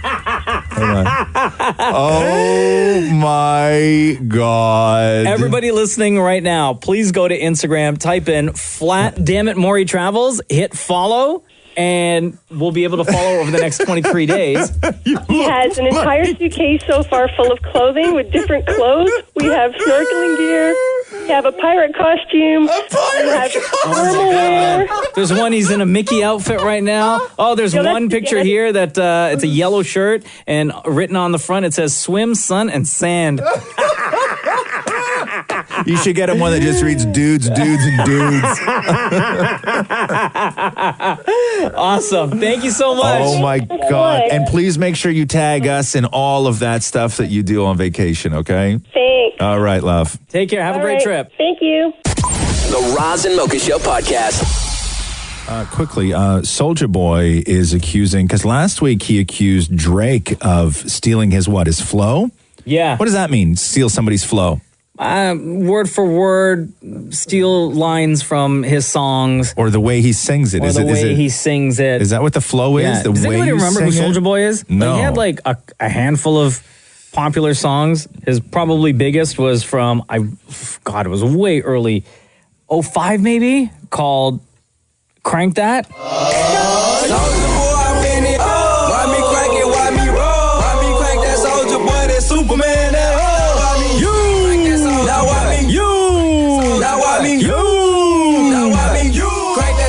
Or actually 2008, I believe that's Wow. Yeah, no, I don't remember him. Oh, okay. I mean, I know the name, but I don't remember that song. So this is the song that he claims Drake. He said he gave Drake his whole style. Okay. He was like, Drake owes his career to me because of what Drake did in his song Miss Me. I said, tell me what's really going on. Drizzy back up in this thing, I'm ready. What's happening? So Soulja Boy had a song called What's Happening. Okay. Tell me what's really going on. Soulja Boy up in this thing, I'm ready. What's happening? All right. Okay, so what? To me, that doesn't sound like Drake ripped him off. It sounds like he's like paying homage. Yeah, he's just to Soulja using Boy. and like, listen, man, when you're artists do that all the time. Okay. All the time. So what's his beef with Ariana Grande? He thinks she stole from him? Yeah, he says that her new song, Seven Rings, takes from one of his songs called Pretty Boy Swag. So this is Ariana Grande, Seven Rings. I wanna sing, yes. Stop watching, my neck is fuzzy. Make big deposits, my gloss is chopping. You like my hair? She thinks, just bought it. I see it, I like it, I want it, I got it. All right. Okay. So this is Soulja Boy with Pretty Boy Swag. This right here is my swag. All the girls are on me. Swag. Everybody pay attention. This right here is my pretty boy swag. Pretty boy swag. Oh my God. Anyway, that song sucks. Oh, jeez. Okay. That's an awful song. Oh, terrible. Terrible. That's terrible, that song. Yeah. So that's really bad. So he wants kudos from Ariana Grande now. You can have for That's stealing an that awful flow song. on a song. Who would steal from that song? I know. It sounds like dumb, you're right? Ariana Grande and her people. Shut up, Soulja Boy. The Roz and Mocha Show podcast. I'm reading this. Skin can freeze in as little as 10 minutes. That's crazy fast, man. Yeah, man. Bring a tissue, because there's nothing worse than frozen boogers hanging from your Yeah, nose. I agree with you on that. I will say, since I've been growing out my beard, Yeah. because I haven't shaved since, I think it was September. Oh, good for you. Right? I'm going to wait. I'm going to see what happens when, I like it. like maybe in the spring, I'll make a decision, or summer. But I've Well, you're not going to noticed- get rid of it entirely. No. Oh. Like I'll trim it way down again. okay, yeah. But I've never grown a thick ass beard the way I have been now. I think you look good, man. Oh, thanks. Does your Jake. wife like it? Bro, Yeah. let me tell you. Tell me. What time is it? Is she listening? No. Maybe. The other night, Yeah. she put her hand like through my beard and like grabbed it. Yeah. She's like, "Ooh, I like this." Yes, and I that's was what I'm like, "Yeah, girl." That's what I'm saying. So right? anyway, what I was trying to get at is that yesterday when I was spending some time outside, just like shoveling and snow blowing, getting rid of all the snow and stuff. And within the first couple of minutes, all like my mustache and beard, so my entire face was all frozen. Yeah. Just from breathing. Sweat and boogers and breathing and everything. Yeah. It was the worst. It's crazy. I have never put my hand through beard hair. Really? Never. Not it. Because I've never been. Not it. You're not touching my face with those fingers. No, it has to be you. because you can't. My beard's too short. Don't care. You can't actually do that. You told the story about how Jenna did it, so it has to be you. Here's what I know about your hands, damn it, Maury. First of all, they're greasy as hell. Second of all, I don't know where they've been. Wiping my hands on my pants right now. I don't know where those pants have been. These are brand new clean. These are brand new clean. Don't worry about it. Yeah, because you do have a beard. Like when you put your fingers through your beard, like your finger gets lost in the bottom of your beard. Like I'm really tight. Like I don't have. You can't put your fingers through when my kid, beard. If I'm holding my kid and if he gets like real frustrated, and I pick him up to take him away from whatever, he gets so frustrated he grabs my beard hair and he yanks. Right. Okay. So Maury, you've never run your fingers through a man's beard. My beard's not long enough. My beard's not long enough. You have an actual. You have a long beard. I would like to, be able to participate in stuff like this, but my beard's not long enough. Your beard is much more strong than mine is. Okay. Okay. So you've never. Why are you wiping your greasy hand on my shirt? Try to put it in your face. I swung up. Okay. Don't. No. There's no violence. Come on. This is a loving family. Okay, so go ahead. So you describe how it feels, Mocha, please. Wait, let me smell your hands. Yeah. Let me smell the other hand. Okay. No, yeah, that hand. I choose this one. This one's... Okay, ready? What did you do with that hand? I'm putting it in my hand in my pocket. His left hand reeks, dude. It reeks. All right, go. Okay. Kind of like petting a horse. Horse? Because it's softer than a horse. No, it's thick hair. It is. Like it's what are you not doing? like cat hair. Bro, you never grabbed a man's beard before? No. You go like this. Like right in give there? not like that. God. Wow. It's like straw. It's like a cat. Well, it's like a horse's mane. Yeah. Does it feel good at all, Mocha? Not when Maury does it. No. Like, what are you doing, man? Get away from me, bro. The Roz and Mocha Show podcast. What's up, you dorks? Last night, you will not believe this. What? Matthew had to sleep with a scarf and a winter hat. Like a toque? In the bed with covers on top. Wow. Really? What does he wear to bed? Pajamas? Or does he like shorts and no shirt? Why do I not know the answer to this? You know what your husband wears to bed? Other than a scarf and toque? No, it's a t-shirt and pajama bottoms. So full clothes. Yeah, and then a full big winter scarf, like thicker than like yours fashion scarf. Yes. Yeah. And a winter hat with the fur that covers your ears. Oh, like really? Like he's sleeping outside? Like a what do you call it? A KGB agent. Yeah, the baklava. Yeah. Yeah. Jesus, that's not what it's called. I would love it if he went to bed with a scarf and a toque and nothing else. That would Does Matthew be ever awesome. sleep naked? No. Never? No, because he doesn't like the bacteria from your skin to get on the fabric of the sheets. Right. You guys wash your sheets? Yeah, Doesn't but matter. It doesn't. Yeah. Oh. Do you ever sleep naked when he's fully clothed? 1,000%. Yeah? Yeah, Oh, absolutely. Do you get yelled at for it? All the time. Oh. I can imagine. But like on a night where it feels like, for example, last night, it felt like minus 35 outside, right? Like the two of you wouldn't get into bed and just like cuddle up close to keep warm? No, I go to bed way before he does. Like he goes to bed at like 2 o'clock in the morning, so I'm sound asleep by that point. I went to bed at like 9. And he walks into bed, sees you naked, and just goes, ugh. Like he judges you while you're sleeping? Well, no, if I'm breathing, he'll hit me going, Maury. Maury, you're breathing too loud. God, how do you can't get in trouble for stuff you do when you're asleep, man. That really bothers me when people are in those types of relationships. It's not fair. It's not fair. It's really not. Even for like talking in your sleep? Even talking in your sleep. Like if Maury starts hollering out other dudes' names? Yeah. That's one of my biggest fears. Because you have no control over that. It's like, do you go to bed at night and just try and clear all the names and all the Instagrams that you've been creeping all day long? Yeah, just it's like out control, of your brain? delete my brain. Right.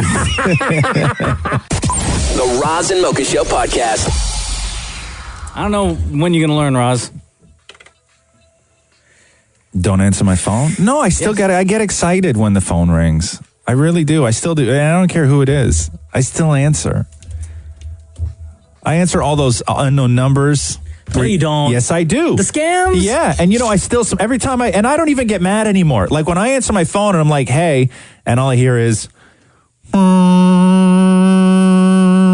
you've just won a cruise. I know it's bogus and I hang up, but I don't get mad. You're not like, I'd like to hear more. No, even the Chinese lady that probably tells me that I'm in real big trouble. I don't get mad at her either. Well, she does have a pleasant voice. Right, yeah. We've all received the phone call. It I'm sounds fine with nice, it. I'm and fine you're very with it. curious. So I even answer when Dammit Maury calls, which I know I shouldn't because he's always trolling. And always recording. And then he sends me the recording. And he always walks in here in the morning and he'll say to me, did you hear the phone call that I recorded with Roz last night? And he says it just like that. I'm like, yes, Maury heard it. He's such a creeper. But this time, when David Maury called you last night, Roz, he had a great idea that he wanted to pitch. Yeah.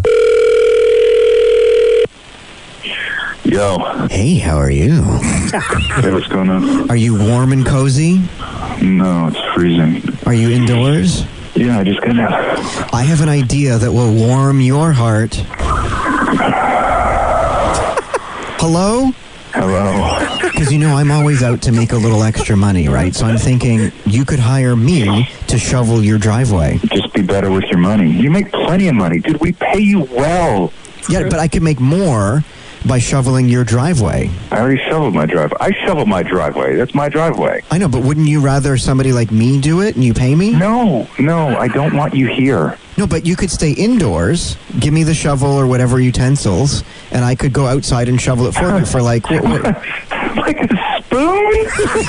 What do you mean? Have you ever shoveled a driveway before? Never in my entire life. Never. How have you made it to 40 and never shoveled a driveway? I've never owned a driveway. But it doesn't matter. I live in places where other people do it. Oh, God. Okay. Like you. You live in a place where other people do it. Like, what, $50? $50. You're crazy. What's the rate? You're crazy. No, I don't want you. Don't do this. I don't want you here. I don't want you to shovel the driveway. I don't need you to do any of that stuff. I have an idea. You won't even know. I'll just invoice you. Yeah. You won't even see me. I'll leave it on the door. That's so weird. Stop. You could just leave a hot chocolate on the stoop. That's so... No, I'm on the phone. Look, even my family just got home. They think you're crazy. Crazy with a good wants idea. To know if you can shovel the driveway for $50. Exactly. I heard that. Great idea. Great idea, right? I gotta go. My family's home. So, thanks, Maury, by the way, for almost ruining my entire life because Catherine and Roxy weren't home.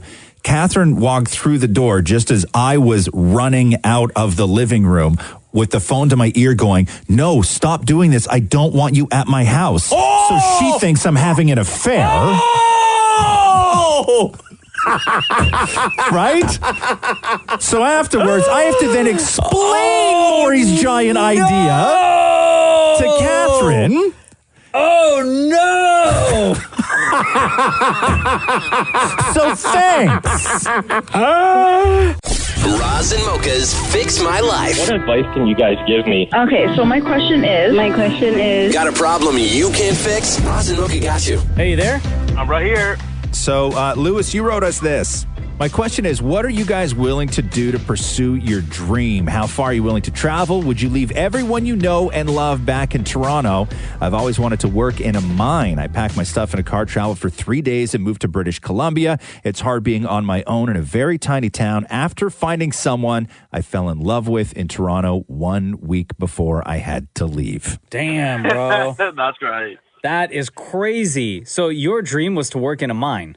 Yeah, I've called you guys before, and I don't know if you remember, but I'm a heavy equipment operator. So you packed up everything, left your entire life, and then moved out to BC to pursue your dream job, which other people have done in the past. Right. But before you left, you found somebody and fell in love in a week. Is that the deal? Yeah, before I left to come here, we met a couple times, and a week before I came, we spent every single day together packing my stuff, planning the trip. Where am I going to stay on those 3 days?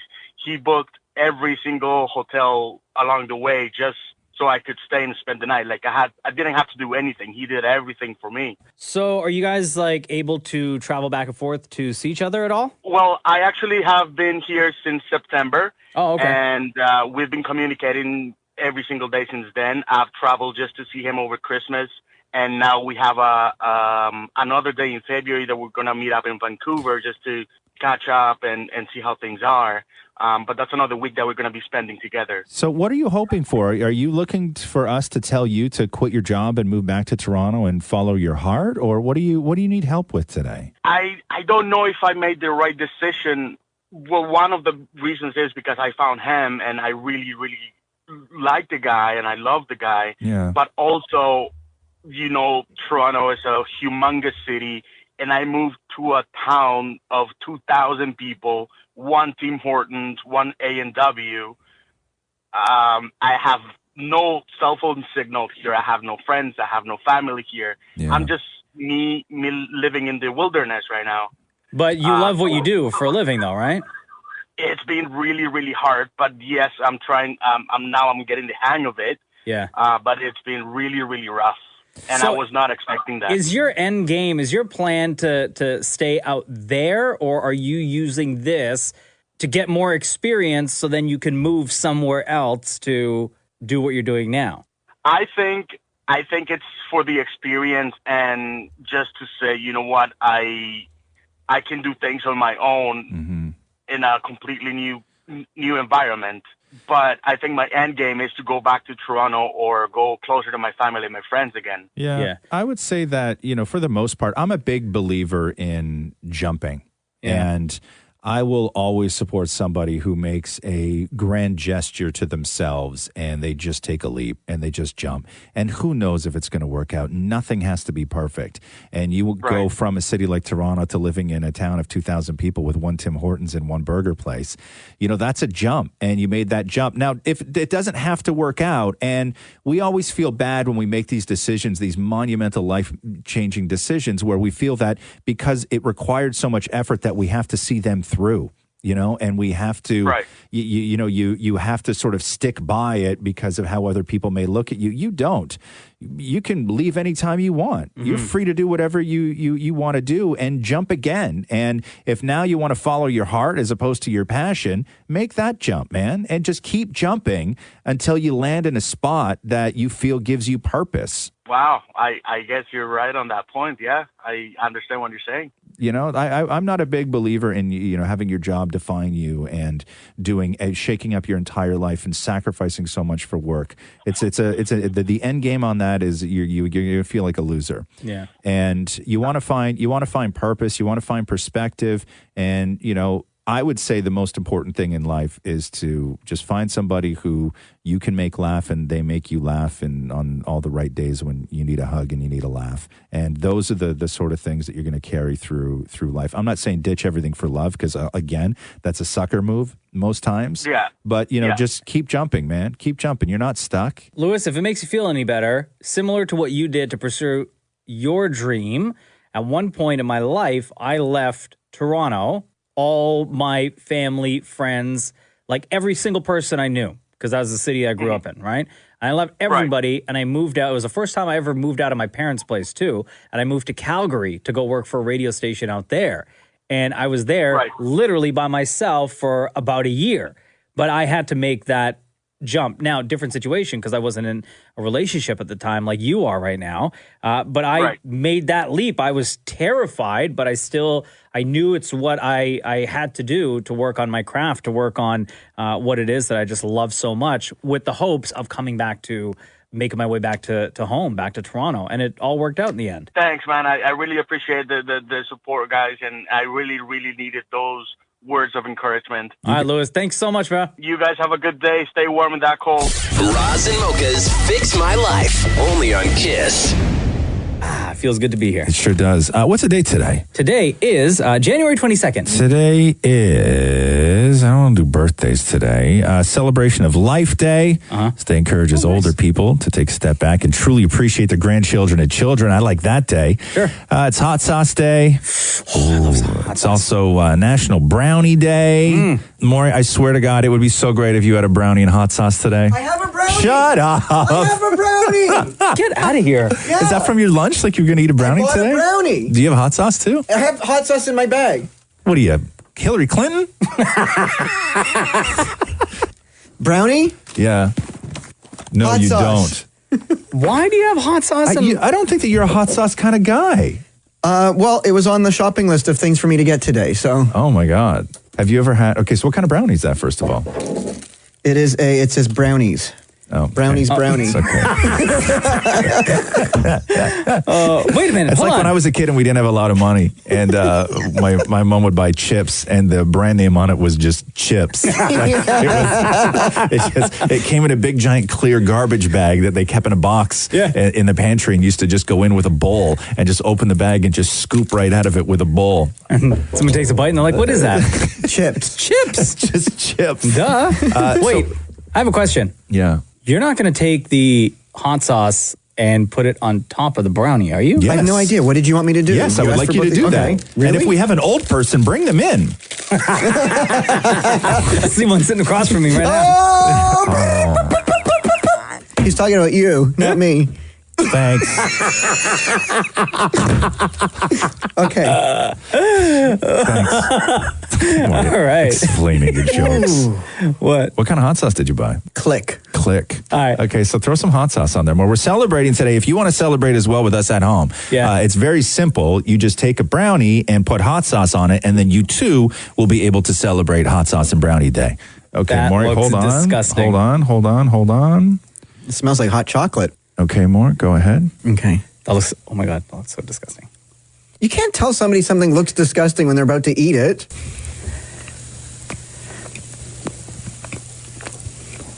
Bro, why you chew so loud? Woo! Woo! Woo! Dig it in my tongue. Woo! Woo! Why are you taking a second bite? You didn't tell me to stop. After that first reaction, I thought you'd for sure want to stop. Also, you swallowed that first bite. Oh! I'm not the boss of you. I don't tell you when to stop. You tell you when to stop. Oh! And it's gross. Hot, gross, hot, gross. What does chocolate and hot sauce taste like? Feet. Well, anyway, there you go. It's National Hot Sauce Day and National Brownie Day. And according to Damn It Maury, the combination of the two, again, tastes like... I took a third bite. Feet. Enough said. The Roz and Mocha Show podcast.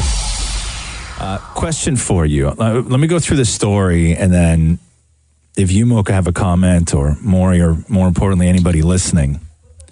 There's a woman who is in England. She thought that her boyfriend was cheating on her. Yeah. He was cheating on her. To get revenge, she wound up selling his prize Xbox that he loved so much for $4. Bollocks. Oh, no. So she sold his Xbox for $4. And so the question is, if for some reason it all went to hell. Yeah. And you wanted to make your point. Her point was, I'm going to take your $300 Xbox and sell it to somebody for $4. What is the thing that your partner loves so much that you would sell for $4 just to hurt them? Probably my wife's Dyson hairdryer. Oh, good one. And those things are worth more than an Xbox. Yeah. And they're great. I've used it before. They're fantastic. Are you kidding me? They are really good. Yeah. So that's yours. So you would sell... I would sell Jenna's Dyson hairdryer. Oh, yeah. I think I would take one of Catherine's cameras and sell it for $4. Yeah. I would sell all of Matthew's Mariah Carey CDs. All of them for $4. Oh, take them. Not even for what? $4 for the lot. Yeah. It's like a Mariah lot. It's like at an auction. Shake it off. Yeah. And I'm not big on revenge. Don't get me wrong. I'm not big on revenge or anything like that. But, jeez. But two wrongs don't make a right, though, right? Yeah. She said that she's they make $4. She said that she's going to use that $4 to buy a new kitchen knife because she needs a new one because she used the old one to also slash his tires. Oh! Oh no! Lisa from Barrie just texted us and said his 19-foot fishing boat. Along with all the electronics and all the rods. Come on, you can't sell a fishing boat for $4. Somebody else texted and said his Mustang. Oh no! Listen. Yeah. I'd sell my boyfriend's Pokemon card collection. Come on. The Roz and Mocha Show podcast. I got some good text to read to you, Roz. Oh, good. If you're just joining us, here's what happened to a woman in the UK who found out that her boyfriend was cheating.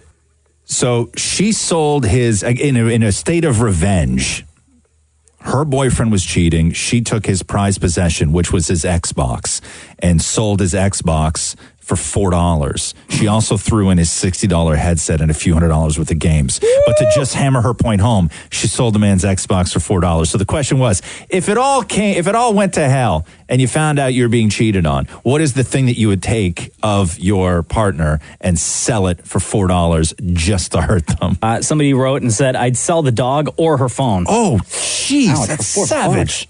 Somebody else, Jen in Waterdown, said my boyfriend's $6,000 mountain bike. Well, first of all, your boy's got a $6,000 mountain bike.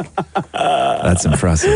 Holy, somebody else Priorities, said the wine collection. Oh, no, for $4. Oh, come on now. Hey, Kiss, it's Roz Mocha. In my opinion, I would even sell anything. I think you should just be the bigger person and walk away. Oh, stop it. If you're not going to play along, then don't call in. Bye, Felicia. Hi, it's Roz Mocha. What would you sell? I would sell his Harley. Oh, you're wicked. For $4, huh? I would just let him keep the helmet just for a souvenir. Oh. But right now, we have to establish, right now, everything in your marriage is fine, right? Yeah, everything's fine. Everything's great. But you know exactly what you would do if it came down to revenge time. 100%. Wow. Wait, what's your name? Christina. Christina. This is not the first time you've thought of this, right? No, he knows. So he's going to think not about losing half the house. He's going to think about losing that Harley. Wow, jeez. Okay. Thank you, Christina. No problem. Bye. Bye, love. The Roz and Mocha Show podcast. Hi, it's Roz Mocha. What's up?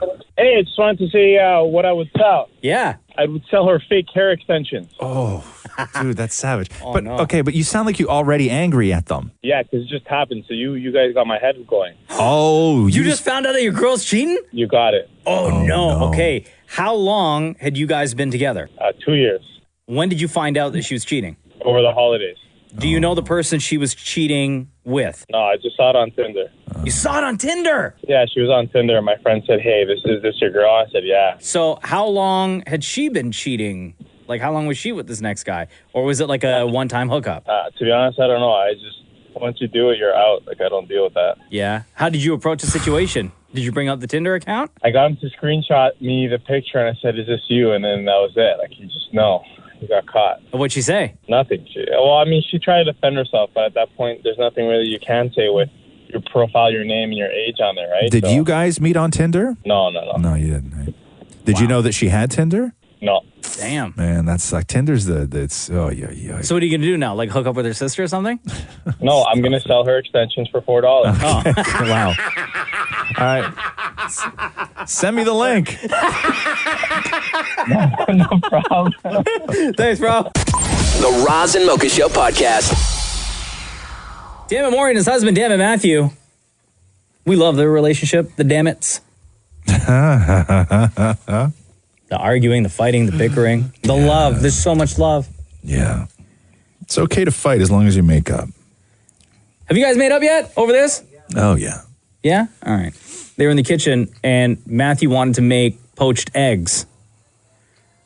And Maury secretly recorded the conversation because Matthew was getting frustrated with Maury because Maury wanted to help out, as he always does. He doesn't trust Maury to do anything. No.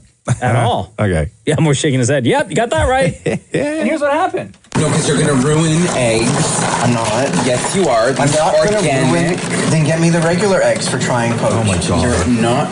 Dude, I'm not starting my year off like this. I swear, Maury, you better not mess with me. So we have to let it simmer. Do I pour this? No, don't you dare. Why are you pushing me away? I don't like people in my kitchen. Thank you very much. Yeah, but you're teaching me how to do this. I need a tablespoon.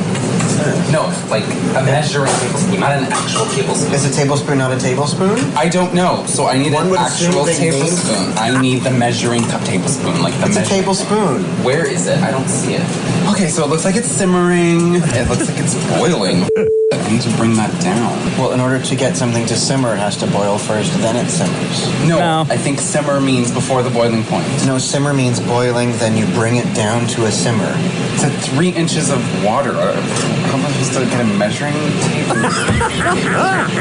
3 inches of water? That's what it said, but I thought you don't cook in inches. Let me do it. Let me do it. Maureen, this is apple cider vinegar. It's expensive. You're not pouring it, you're measuring it. The eggs need to be in the little bowls. Stop and wait. Do I pour it in? No, you wait. It's not simmering. When does the egg go in? I don't know what happened. It stopped simmering, it stopped boiling, it stopped moving. So let's just pour this in. No, I will hurt you. Oh, wow. And you put the egg in the middle of the swirl. Seriously? Yes. Slowly? You drop it in, I know what you're waiting for. It's gonna go in there. Like, I don't like mixing organic with non-organic. Oh, God. So do I stir this? No. God. You know what? It's too early for interaction. Matthew, it's noon. No, I don't get up until noon on weekends. The Roz and Mocha Show podcast. How many people would you say that you work with that you like? Because let me give you this number here. They say 75% of people like at least half the people they work with. 75% of people say that they like at least half the people they work with. But define like, though. I shouldn't have to. Yeah. No, but there's I would like say and here, maybe six. Like we people. don't have, because of the hours that we work, we don't have that much interaction with people that normally would in a, let's say, traditional 8 to 5, 9 to 5. But for the hours that the three of us here work, I'd say maybe 6 people in this building. Yeah. Maybe.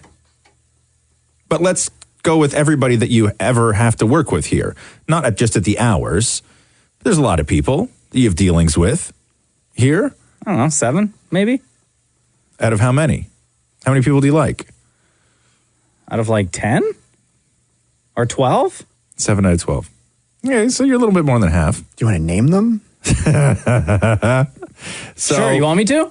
No, that includes, okay, so 75% of people in the survey said that they like at least half the people that they work with. That includes 12% of people who like about half of them, 41% of people who like more than half of the people, but dislike just a few, 22% of the people who say that they like all their colleagues, another 12% like less than half of their coworkers, 2% said they hate everyone at work. Wow.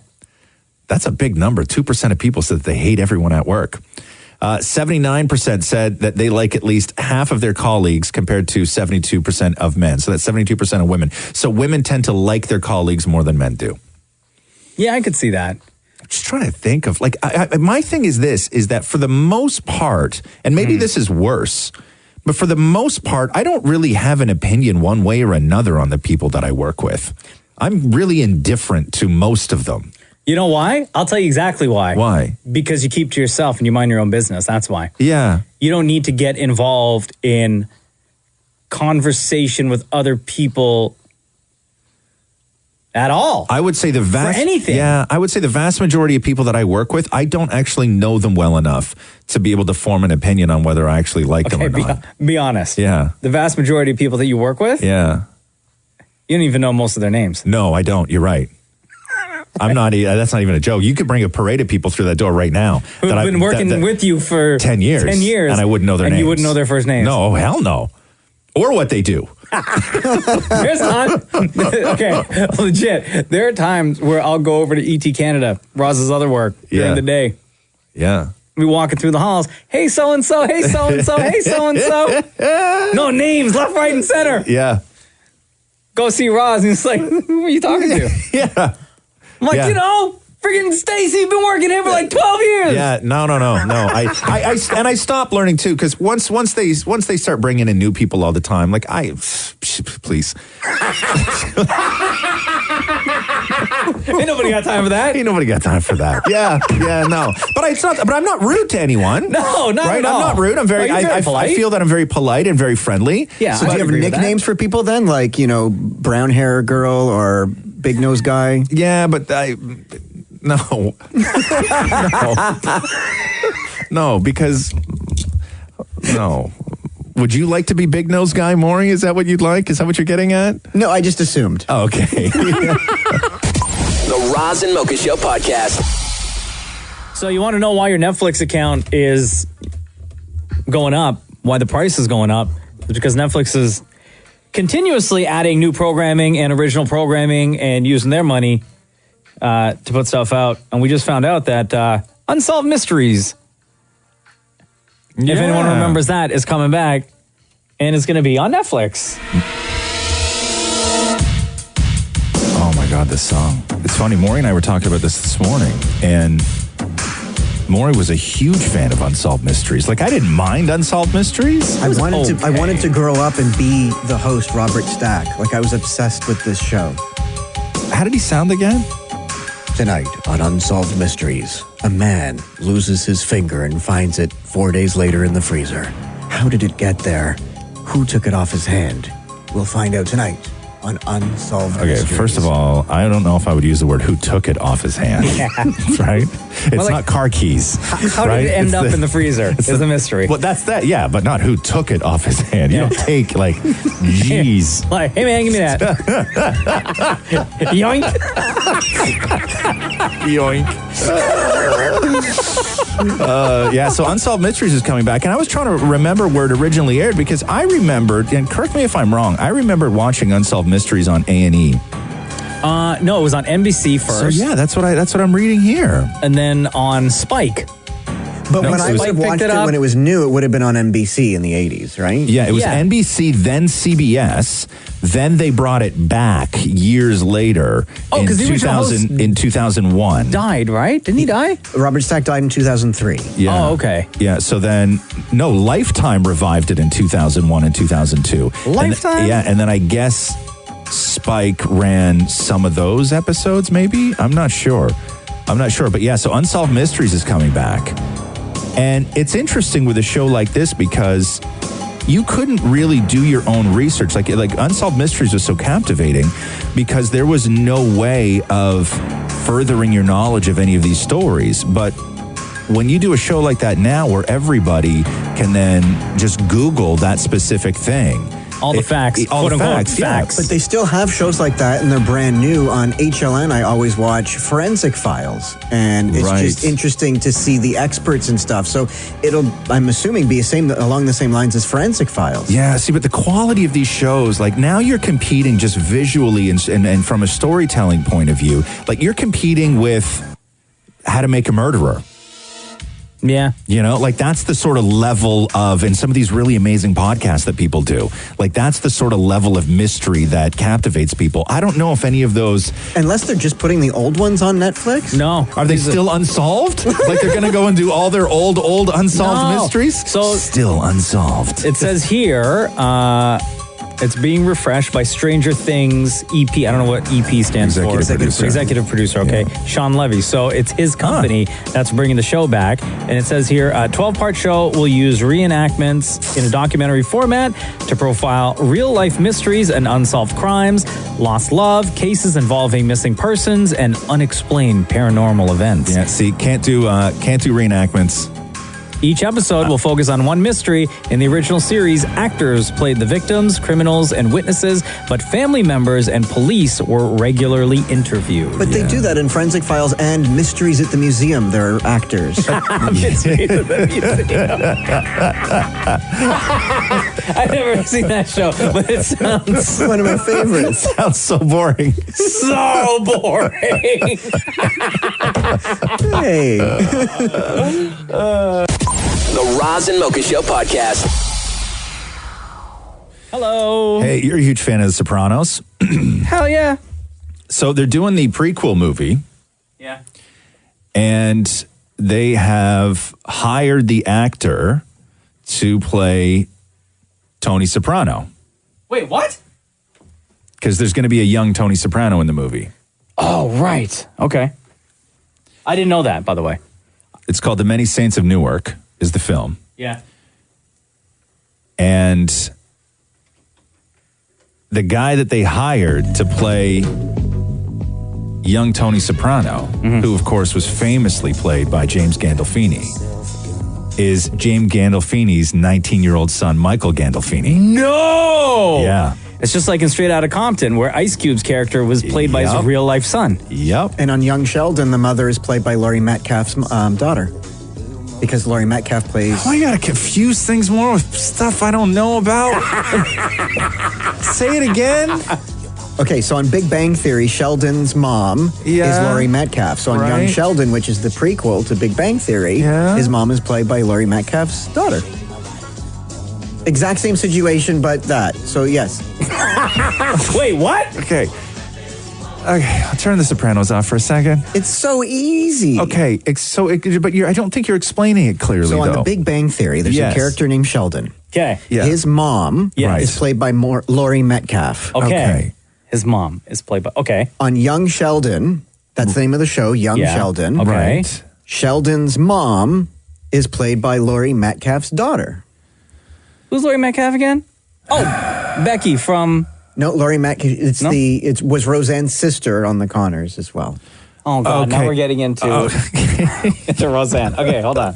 Okay, so Roseanne's sister plays old Sheldon's mom. It's like, let me give it to you as this example. If there was a show No, based you had on, an example. You if just there was a doing a show good based job on explaining Roz's it. life. Yeah. Okay, and Roz's mom is played by his mom, but if there was a prequel to Roz's life, Roz's mom would be played by Roz's mom's daughter.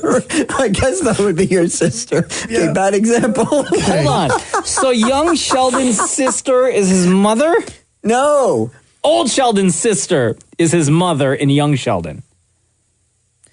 No. On Big Bang Theory, Sheldon's mom is played by Laurie Metcalf. Yeah. On Young Sheldon, Sheldon's mom is played by Laurie Metcalf's daughter. In real life? Yes. Okay. Oh, okay. I get it now. Michael Gandolfini, the 19-year-old son of James Gandolfini, will play a young Tony Soprano in the Soprano prequels film, The Many Saints of Newark. I like that idea. Yeah. It's exactly like on the Big Bang Theory. Shut up, man! The Roz and Mocha Show podcast. When you talk about a blockbuster film, it's the sort of big, loud, money-making juggernaut that usually drop in the summers. Marvel. Yeah. Star Wars. Anything that The Rock is in. So I'm going through a list here of the worst blockbuster movies every year since 2000. And when we mean the worst, what they've done is they've taken the movies that have made the most money but received the worst reviews. The most money? Yeah. So the biggest money-making movies that have got the worst reviews in that particular year. Oh, so would like Justice League be in there? Or so in 2000, Suicide it was Squad? What Lies Beneath. 2001 was Pearl Harbor. Oh, yeah. That got terrible. 2002 was Men in Black 2. Oh, man, I like that one. 2003 was Bad Boys 2. 2004 was Shark Tale. Madagascar after that. The Da Vinci Code. Hold on, Madagascar? Yeah. No way, man. That Terrible movie was reviews. Dope. National Treasure, Book of Secrets in 2007. No. Yeah, that's pretty bad. 2008 was Hancock. 2009 was Transformers, Revenge of the Fallen. Yeah. 2010, Twilight Saga, Eclipse. 2011, Smurfs. And then Ice Age, Continental Drift. 2013, Man of Steel. Oh, yeah, that's pretty bad. 2014, another Transformers movie, Age of Extinction. Oh, that was the one when they introduced the Dinobots. 2015, Minions. 2016, Suicide Squad. Wait, back up. Yeah. Minions. Yeah, it didn't get good reviews. Wow. 2016, Suicide Squad. Yeah. Oh, the reviews for that, I'll never forget. They were so bad. 2017, Despicable Me 3. Oh, man. And 2018, Venom. Now, did you notice a trend? Hold on. Did I notice a trend? Yeah. These are all blockbusters. These are the worst reviewed blockbusters since 2000. So these are the movies that made the most money but had the worst reviews. Okay, can I guess? Yeah. They're all movies, majority are movies that contain a high level of CGI? No. Oh. Men in Black 2, Bad Boys 2, Shark Tale, Hancock, and Suicide Squad. 5 of those movies starred Will Smith. Oh, no! Will! Oh, no! Will! He had back-to-back, too. He had Men in Black 2 and Bad Boys 2 in back-to-back years. Oh, Will! Don't say it ain't so! The Roz and Mocha Show podcast. The Fiji Water girl apparently landed a role on The Bold and the Beautiful. What? Yeah. No. Yeah. The Model Fiji from Water Toronto. girl from the Golden Globe Awards who was photobombing all the stars, and Jamie Lee Curtis got real pissy about it. Rightfully so. You wondered how she was going to turn this into opportunity. Yeah. Or capitalize on the opportunity. And I guess she posted a photo of herself with a cast on Instagram of The Bold and the Beautiful and captioned it, "Thank you to the lovely folks at Bold and Beautiful for having me yesterday." So I guess she is a guest spot on The Bold and the Beautiful. Why are they doing something cheesy with her, though? Like continuing with Fiji Water stuff? Or having her be... Or is she like an actual actress on the show? That like was a the character? photo. She was in the blue dress holding a tray of Was Fiji she? water. See? I mean, I guess, listen... Take the jobs that you can get, right? And she's been, on her Instagram, she's been, I guess, paid to hold a tray with other things as well. Oh, like what? What are people paying her to hold? Like, if I'm not mistaken, it was like burgers or something. Oh, no. So now she's tray girl? Tray full of stuff girl? Tray full of Oh, no. Hey, listen, you got to get yours. I You guess, got to get yeah, yours because sure. here's the other thing too is we were talking about this, which is goes back to you got to get yours, and everybody needs to hustle because nobody's got any money, and you got to capitalize on everything. People originally laughed when the Cash Me Outside girl said that she was going to do music. How about that? And I remember thinking that her music was no worse than anybody else in that entire genre. So why not? And then you're like, yeah, but people are going to realize that it's a Cash Me Outside girl and she's just a goof. And then her music started to do well. And then her music started to really sell. And then in some weird way, she wound up getting people to steer her in the right direction because she, at the beginning, seemed very uncontrollable. Catch me outside. How about that? And then you had mentioned how she signed a makeup deal for quite a lot of money. $900,000.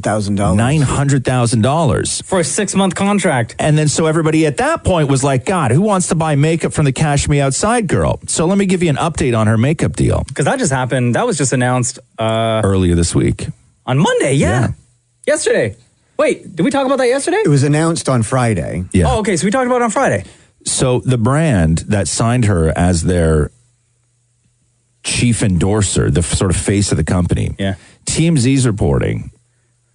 Don't tell me. The company Copycat, which is the makeup company, that their first day of sales after signing the Cash Me Outside girl were $500,000. No! 1 day sales. They've almost recouped all the money that they're paying her for that 6-month contract. 1 day sales for the Cash Me Outside girl.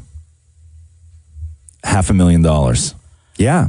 Oh my. Yeah, dude. How about that? Yeah, exactly. Exactly. Catch me outside. How about that? Oh boy. The Roz and Mocha Show podcast.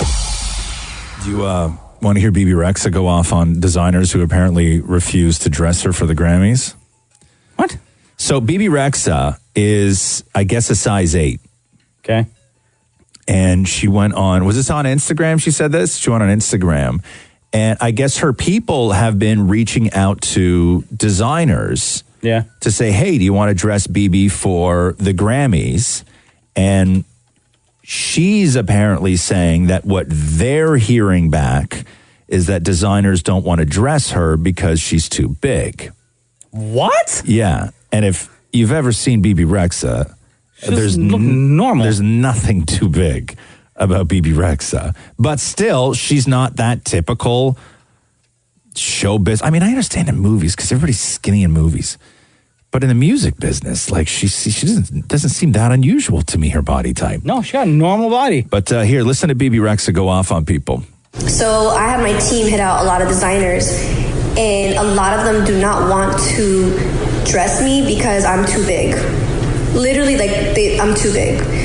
And if a size 6'8" is too big, then I don't know what to tell you. Then I don't want to wear your dresses, because that's crazy. Because you're saying that all the women in the world that are size 8 and up are not beautiful and they cannot wear your dresses.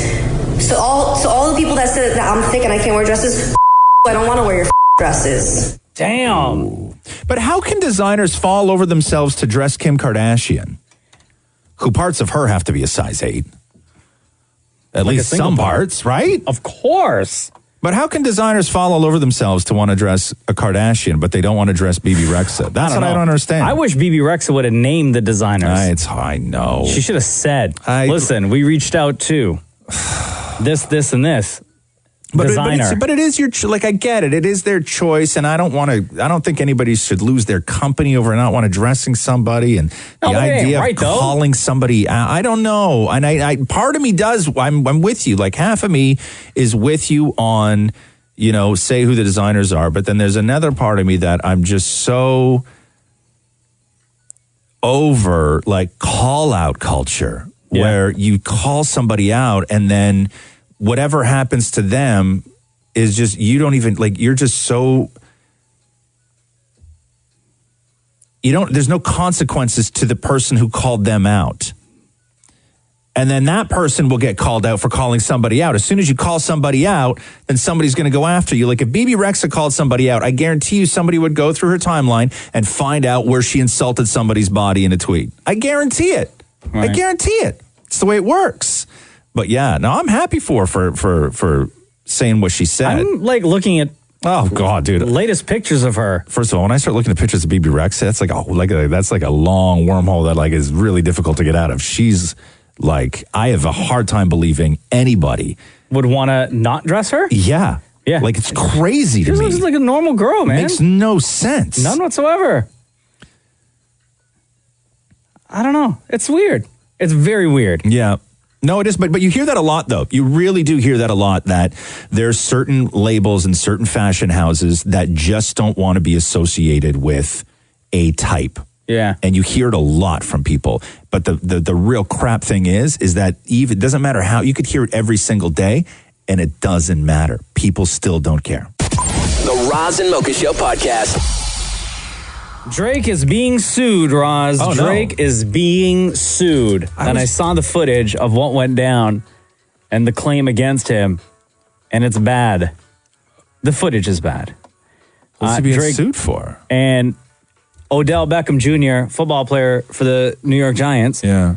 And a guy that used to date Khloe Kardashian, one of the Kardashians. Yeah, Kourtney Kardashian.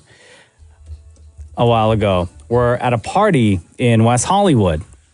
And I guess the story is some guy who was attempting to go to the washroom, probably walked by them. I don't know if anything happened inside of the club at another point, but he was leaving the VIP area, was talking smack, and then an entire entourage followed him as he was trying to get into the bathroom.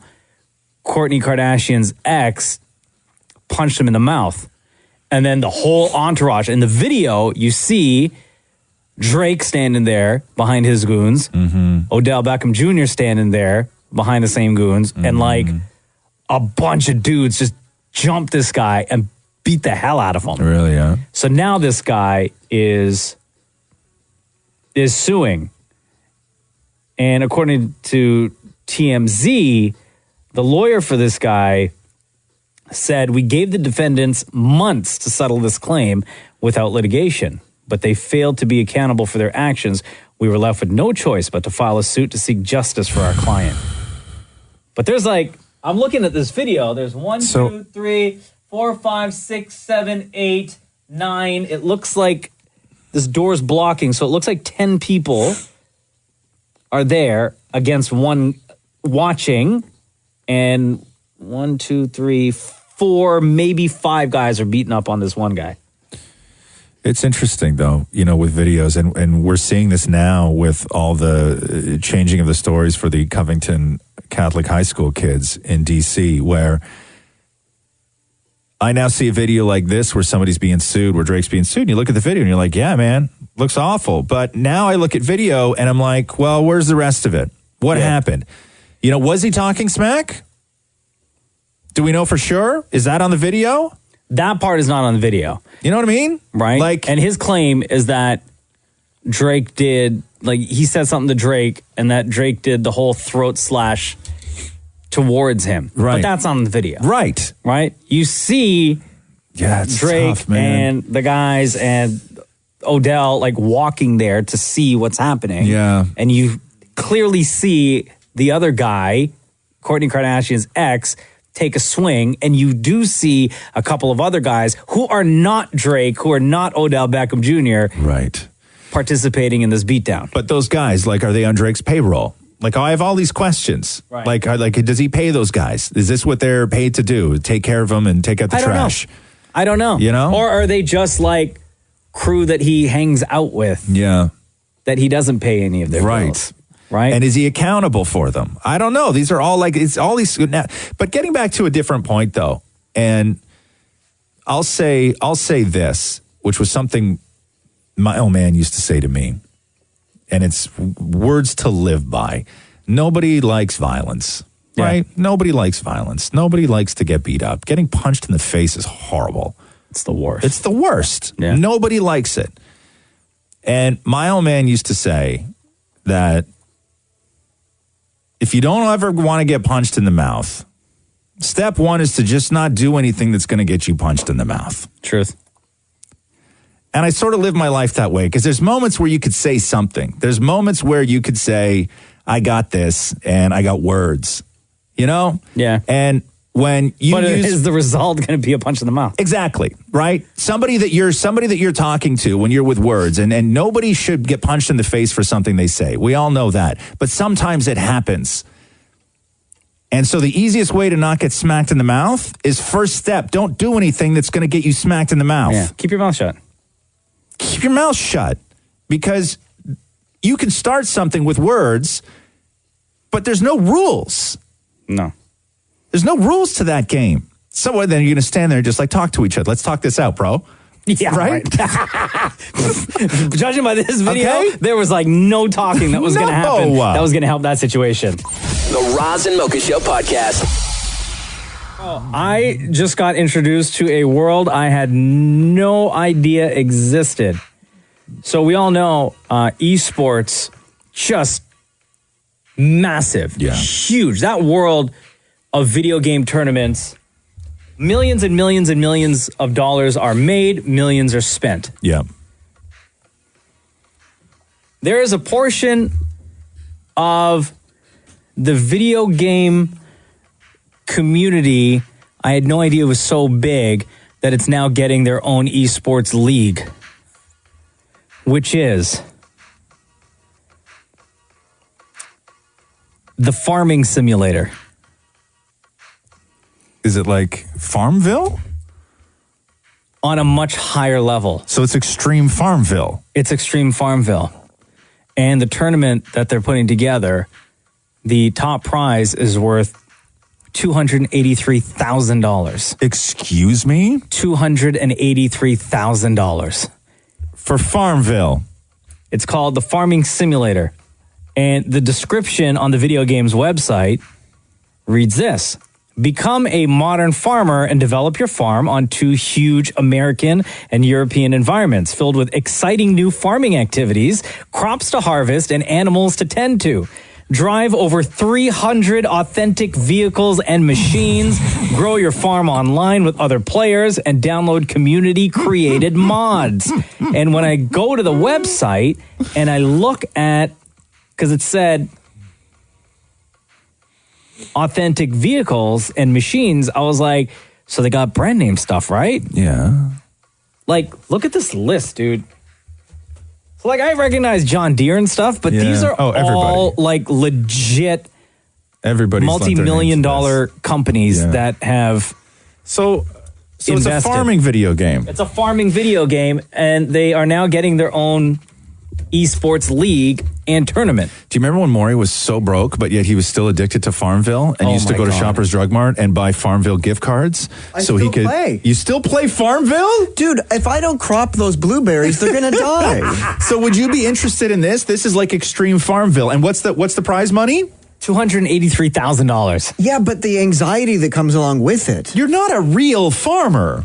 Well, you feel like you are because if you miss that moment to harvest your blueberries, But they why not? die. But why not go pro though? Like if you're great at Farmville, why not go pro and join the esports league of the extreme farming video game? How much money have you spent on Farmville over the years? Oh, I'd say upwards of $1,500. Right. Oh my God, that's a lot of money. Yeah, it's a lot of money. But like, look at the graphics of this game, though. It's too real. It's too real. That's like a movie. Yeah, like look at these. Look at these machines. That's like a movie. Look at these farm. Like they're doing real work, real farm work. That's so crazy. But anybody will play anything. I think that's the sort of message with all of this is that if it's done well and it's captivating and there's a goal, anybody will play anything. And then you can build a tournament around it. And you get to the point now of where an extreme farming video game has its own tournament and a prize of $283,000. $283,000 as a grand prize. Real farmers should almost do this. I know that's the real sad part about this. Real farmers are like, real farmers I do this in real life. And make less. And real farmers have no chance of making $283,000. Not at all. The Roz and Mocha Show podcast. You know her from Party of Five, the Scream movies, Wild Things. She's teamed up with Mott's Fruit Stations and the Breakfast Club of Canada.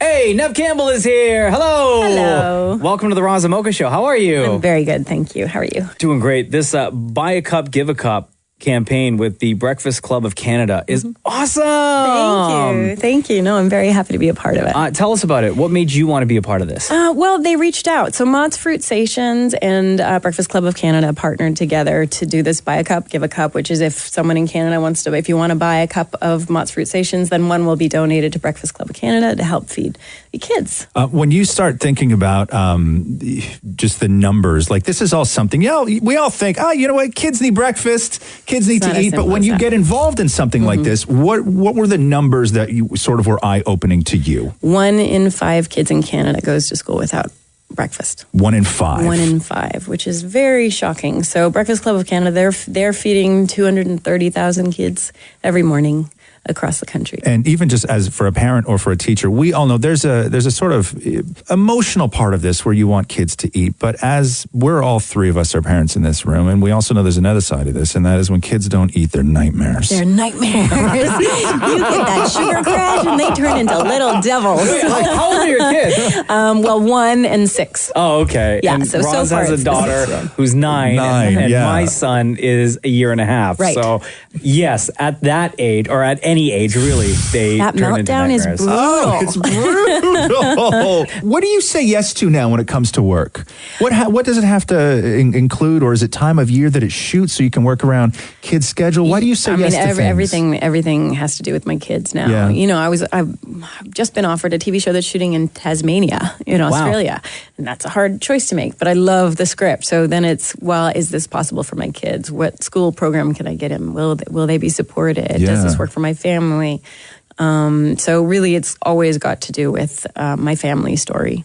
Is it nice to not have to work constantly, to be in a position where you can say very no? lucky. I mean, I'm very lucky to be in a position that I've worked long enough and I've saved enough that I don't have to work. Luckily, JJ, my partner, he's been, working all year this year. So I've had the first year with our new son without having to work, which is really what I wanted. I did the same for Casper. So what made you say yes when The Rock called to say, I got this movie called Skyscraper? It's not hard when you get a call from The Dwayne Rock, Johnson. right? Yeah. Do you have a cell phone number? Do you guys text it all? I do have his cell phone. Do you really? I You know do. he's my favorite, right? Is he? Yeah, he is my Awesome. absolute favorite. I am So I like will his... not give you his number. No, I was going to be like, I mean, if you want to text him and just say, hey, I'm with Mocha in Toronto. When you see a fan walk up to you, do you know what they are a fan of? Like, have you managed to sort of figure out, like, do you know if it's going to be a Party of Five question or a Scream question? Like, Or a Wild Things question. I have a pretty good guess when it's a Wild Things question. For some reason, they always tend to be male. Explain. I was just going to say, when it's Wild Things, explain what it is that they say or do. And you're like, in your mind, you're like, I know where this conversation is going to go. What did they say? You're really good in that movie. Right? Yeah. I wonder what your favorite scene was. Oh, no. They still say that? But this is the thing is that at the time, you don't know something like Wild Things or even Scream. They're going to become legendary, where they are going to become such a big part of people's lives at that time. How long does it take before you notice, like, I'm going to have to talk about Wild Things with dudes for the rest of my life? I don't know. I think you get a sense from the response, early on, whether it's going to have a bit of a cult following by the kind of response, the kind of project it is. I think horror films, those kinds of films, tend to have sort of a bigger cult following. I feel like people revisit horror films more than they revisit dramas or comedies or anything like that. Well, except for Wild Things. Do you have anybody in your life or any friends that have even still to this day call you, and as soon as you say hello, they're like, "Hello, Sydney"? No, not anymore. I wouldn't be friends with them. It's not like if The Rock called you up right now and said that. Click. Neve Campbell, thank you so much for being a part of the Roz Mocha Show today. Love this campaign again that you're doing with Breakfast Club of Canada. Yes, again, if people want to help out, what do they do? Buy a cup of fruit stations, and a cup will be donated. They're trying to get up to $500,000 by the end of March, or you can go on the website for Breakfast Club of Canada. You can donate as well. And you were just about to give me the Rock's cell number. What was that again? 555-555-555. Roz and Mocha's Fix My Life. What advice can you guys give me? Okay, so my question is... Got a problem you can't fix? Roz and Mocha got you. Hey, Maria, are you there? Hi, yes, I'm here. Hi, it's Roz and Mocha. What's going on? Not much. How are you guys? Doing great. It was only a matter of time before we got one of these. Yeah. Maria writes us this, Roz and Mocha FML, Fix My Life. I'm married with 2 kids. My husband and I both work. He seems to think because I don't pay as much as he does, I should do all the cooking and cleaning. When I want to do something, I have to find a babysitter. Please, I need some input. Wait, so Maria, does your husband not want to look after the kids or handle any of that stuff if you decide to take a night for yourself or go hang out with your friends? Well, if I'm going to take a night for myself, then he gets a night for himself too, whether he stays at home and does nothing or he gets to go out with his buddies too. What's the difference in income? But like roughly. How big's the gap? How big's the gap? Well, I'm the like 9 to 5, making sure I can pick up the kids, and so I would probably say there's about a 20 to 40,000 gap. And then what's the ratio of what you guys pay on bills? Can you articulate that? Is it figured out? Is it a 50-50 thing? Is it a 60-40 thing, or is it just you sort of pay what you can, or do you have a mutual account? How does that work? It's about a 60-40, sometimes 70-30, depending on like the time of year, but I mean, I make sure that I have benefits and all that stuff to cover the rest. So it's like, that's for our entire family. So he thinks that because he makes more than you, that there are things around the house that you should be doing to make up for the fact that your income is less than his. That is correct. Okay. That's such a backwards way of thinking, in my opinion. No offense. It's a flawed way of thinking because I'll say this. It's not about the money, it's about the resources. Okay. So, for instance, if you worked 9 to 5 and made 40% of what he makes, but his job was a consultant where he sat at home on the computer and could literally make triple what you make and do it in 2 hours. Okay? So it then becomes about resources. It's not about money. Then the resource becomes about time. And what is the important resource? What is the most important resource in your life? What kind of hours does he work? He takes care of the kids in the morning. So that's one thing that he does do. And then he leaves at about 11 o'clock. So he watches his shows, hangs out for a bit, leaves at 11, comes home at about 6 o'clock, and then he's off to the gym probably about 3 times a week for about a total of 6 hours. Okay, so it's not like he's gone in the morning and does a 15-hour shift and then comes home and he's exhausted in doing that 15-hour shift, he makes more than you. So you guys both sort of work the same amount of hours in a day. He just happens to make more than you. That's correct. Okay, Maria, I have a question. And this is not to fuel the fire, but something that you just said that struck me as a little bit odd, okay? Yeah. So in the morning, he doesn't leave till 11. From the time he takes the kids to school and is back home, he has downtime to chill, do whatever he wants. Yeah. Okay. Yeah. Then after work, he gets to go to the gym on his own for 2 hours, those 3 days a week. That's his own downtime.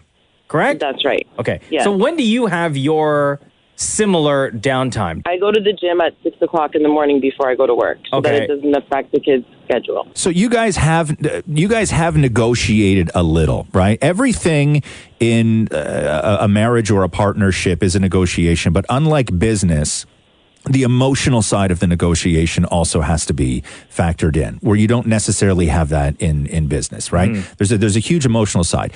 You can look at any research. Any research will show you that couples who share housework or household duties have much better relationships and have better sex. Okay, that's right. That's across the board. We know that is fact. So what you have to do is negotiate something that you are both happy with, and then there's going to be things that you're both going to have to compromise on. Okay. And where I would do this is the first thing you have to do is just allocate the resources. So if finances is your greatest resource, or if it's time, or if it's skill, or if it's whatever, you have to factor in all the resources, because that's where you're going to win with each other. And what I would say is make a list of all the things that need to be done, right?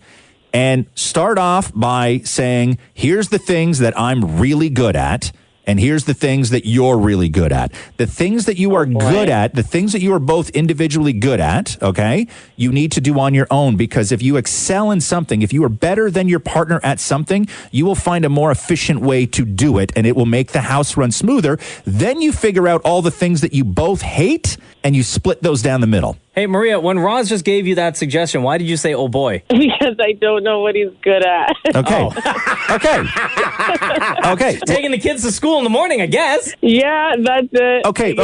But what about, what kind of house do you live in? 3,000 square foot. Okay. How big's your yard? Probably about 42 feet. The kids play in the yard? Yeah. The yard looks nice? Yep. Somebody comes and cuts the lawn. So that's not your husband? No. He is then throwing money at all his responsibility, right? Yes, that's correct. So normally something like the outside work, historically the guys will go and get a mower, you go over the beer, you do the whole thing, okay? They're good at that. They will find a way to be more efficient, right? So like for instance, for me, Roxy's school, Catherine knows the schedule, she knows what the dates are, she knows where she has to be.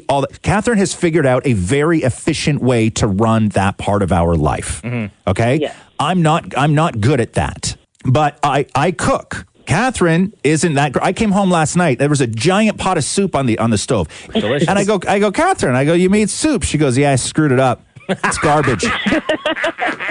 Right?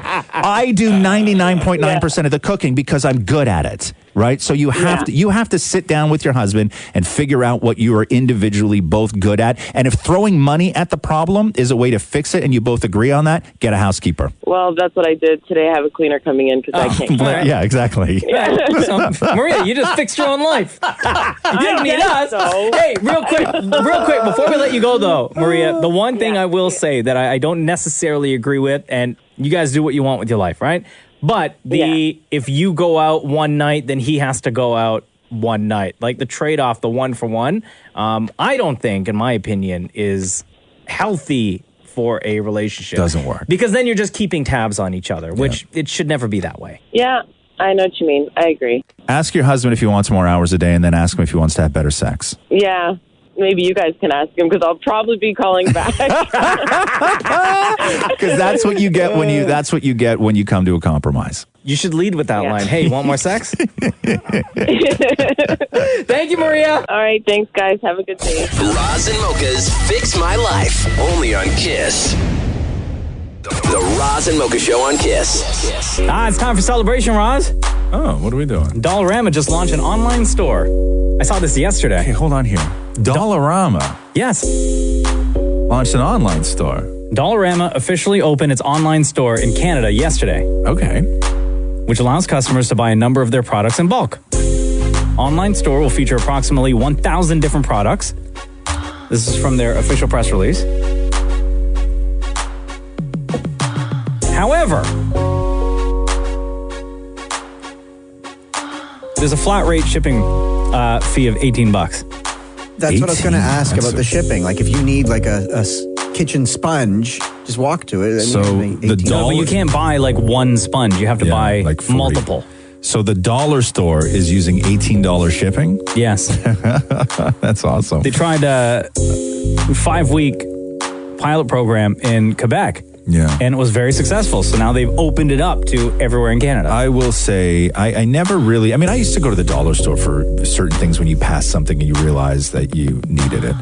But when you have a kid, it's not like a little kid, but when the kid starts to get around 4, 3 even, sometimes you want to reward them for doing great stuff and you want to get them a toy or you want to do whatever, but they break everything at that age anyway. And the dollar store is the perfect for that because you can go in the dollar store and just find something that is visually appealing to them. They're going to use it for the day and then forget about it. Sure. And it doesn't cost you an arm and a leg. The other thing is for birthday party stuff. We have an entire cupboard. Like Roxy just had her birthday party last weekend, 2 weekends ago. I did not have to buy one thing because I stock up on stuff from the dollar store. I have sleeves of party cups and party plates and the fancy kid tablecloths that you put over everything and napkin, all this stuff, and that's what it's there for. I would clean them out on party supplies. I mean, the one thing that we generally get pretty much in bulk from the dollar store is birthday bags and wrapping paper and tissue paper, stuff like that. Yeah. You just stock up. And then I keep it in the basement, so when a birthday or anything comes up where you need to give a gift. When people come to the house that you don't like enough to give them actual plates and forks and knives. Why is it that when you gave me lasagna once, it was on like a paper plate? Or when people come to the house and you don't like them enough to give them actual glassware, you put it on a paper plate. The Roz and Mocha Show on Kiss. It's time for celebration, Roz. Oh, what are we doing? Dollarama just launched an online store. I saw this yesterday. Hey, hold on here. Dollarama? Yes. Launched an online store. Dollarama officially opened its online store in Canada yesterday. Okay.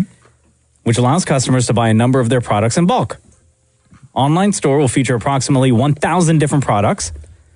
This is from their official press release. However, there's a flat rate shipping fee of $18. That's what I was going to ask about the shipping. Like if you need like a kitchen sponge, just walk to it. So the No, but you can't buy like one sponge. You have to buy like 40. multiple. So the dollar store is using $18 shipping? Yes. That's awesome. They tried a 5-week pilot program in Quebec. Yeah. And it was very successful. So now they've opened it up to everywhere in Canada. I will say, I never really, I used to go to the dollar store for certain things when you pass something and you realize that you needed it. But when you have a kid, not like a little kid, but when the kid starts to get around 4, 3 even, sometimes you want to reward them for doing great stuff and you want to get them a toy or you want to do whatever, but they break everything at that age anyway. And the dollar store is the perfect for that because you can go in the dollar store and just find something that is visually appealing to them. They're going to use it for the day and then forget about it. Sure. And it doesn't cost you an arm and a leg. The other thing is for birthday party stuff. We have an entire cupboard. Like Roxy just had her birthday party last weekend, 2 weekends ago. I did not have to buy one thing because I stock up on stuff from the dollar store. I have sleeves of party cups and party plates and the fancy kid tablecloths that you put over everything and napkin, all this stuff, and that's what it's there for. I would clean them out on party supplies. I mean, the one thing that we generally get pretty much in bulk from the dollar store is birthday bags and wrapping paper and tissue paper, stuff like that. Yeah. You just stock up. And then I keep it in the basement, so when a birthday or anything comes up where you need to give a gift. When people come to the house that you don't like enough to give them actual plates and forks and knives. Why is it that when you gave me lasagna once, it was on like a paper plate? Or when people come to the house and you don't like them enough to give them actual glassware, you put it on a paper plate. The Roz and Mocha Show podcast. What is the date today? January 23rd. Oh, here we go. Hey, Maury, come and join us, my love. Hey, baby, how you doing? Oh, lover of mine. Baby, how you doing? Don't do that. Don't flirt back, okay? It's not cool, man. The Frisbee. Yeah. Do you know I have never really thrown a Frisbee? Does not surprise me. What do you mean never really thrown a Frisbee? Like you fake threw one? No, I've been around it. Like I've been there when other people have done it. I've seen it So work. You've never thrown a Frisbee? No. But not never really thrown a Frisbee? No, like I never have, but I've been there to experience other people's joys of it. Never really thrown a Frisbee would be like you held it and then like got scared and dropped it. Or what is this? Or like whatever. I don't know what that would be. Like, I don't know. But Like, you've never thrown a Frisbee? No. I've seen dogs catch it in their mouth. Yeah, on the beach. I have too. Have you ever caught one in your mouth? No. Oh. How have you never thrown a Frisbee? I've never really had the opportunity. It's not presented itself to me. 'Cause Like I I guess played catch with my dad with a ball. Because I guess you grew up in the city. Where'd you grow up? Like North York area, where there's not enough room for Frisbees. I would say there's plenty of room. There's like enough parks out there. Like, yeah. No, I mean, I grew up in an apartment building. Like, right. Yeah. Yeah. I guess you never threw a Frisbee like down the hallway? Are you kidding me? But you never went to the park? No. No? God, bro. Okay, so. You need a hug? My dad was a party animal. I know. Your pops is too busy with all them singles. Yes. Jeez, to throw the Frisbee around with the boy. So the Frisbee was created by a company called Whammo. 1923. They sold over 100 million Frisbees. Holy cow. Wow. When was the Frisbee invented? 1923. Maury? The Frisbee would have been now that would have been after, what's that thing where you throw it and it comes back to you? Boomerang. I'm guessing after that. So I'm going to say 1952. 1952. Because you've never seen olden time black and white pictures of kids in their, Sunday best throwing a Frisbee. Well, you don't want to get your Sunday best all Why dirty. are you looking at those pictures? Yeah, super weird. Super weird, man. Kids in their Sunday best. No, the Frisbee was invented in 1957. Oh, wow. Okay. And between 1957 and 77, they sold over 100 million Frisbees. That means there's 100 million plus kids at that time. That all played Frisbee with their dad, and you're not one of them. The Roz and Mocha Show podcast. So the Bieber wedding is off for the third time, although they are married. So, dude, you got to slow down your sentences. No, okay, but because I was just about to say trouble in paradise. No, because they are married, but they wanted to do the wedding for the family because I guess they eloped. Yeah, justice of the peace, whatever you call it, and they wanted to do one for the family, so they sent out a save the date. Yes, for family and friends. And then got responses back, and then canceled that save the date, sent out another save the date, got responses back. Then they decided to do it over the weekend of Justin's birthday, send out the save the date for that. Oh. And now respondents are being told that one's being canceled as well. But why? Because the story goes, and this is from TMZ, the story goes that when they started getting responses back, that there were a lot of people who were close to them who said that they couldn't make it to LA for that weekend. Oh, okay. So now with other stuff. Busy with other stuff. Like if you are like a Bieber cousin, how busy can you be that you can't go to Justin Bieber's wedding? Like you cancel your own wedding to go to Justin Bieber's wedding. Yeah, I don't know. Like how busy are you? Shift your plans. Like don't get me wrong, I don't go to weddings anymore. Your wedding was the last. No, your brother. What do you mean, my brother? Oh, no, your mother. My mother, yeah. My mother's was the last. Sorry. My mother's was the last. But other than that, I don't go to weddings anymore. Maybe the wedding's on a Saturday and the Baldwin guy's supposed to be doing Trump on SNL? No, because it's Bieber's family, apparently. Oh, because I just read it as one of the guests couldn't make it. But No, not just one. They were not going to cancel an entire wedding. I think it's a few key people. Yeah. Yeah, and what? You didn't have that with your wedding. You had a lot of... How many wedding people did you have at your wedding, Mocha? 97. One of the best weddings I've ever been to. Well, yeah, was it? Yeah, me too. It was a beautiful wedding. I agree with that. Anybody not able to show up that you wish could have been there? I mean, I think out of everybody we invited, I think we got 2 people that said that they couldn't show. Well, see, that's a hot wedding. That's a hot ticket, right? That's a hot ticket. People understand. It was a small wedding. But how many people were there? 97. Well, including a small wedding, including Jenna and I, it's 99 people. It's not a small wedding. I'm telling you, compared to no, it's not. It's not a small wedding. That's medium-sized wedding.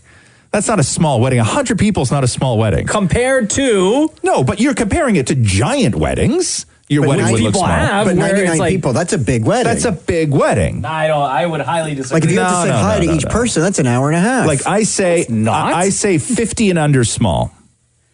Okay, so medium size wedding. Yeah, medium. And then I would say 100 to 200 is 100 to 150, or 50 to 150 is medium, and then 150 plus is large.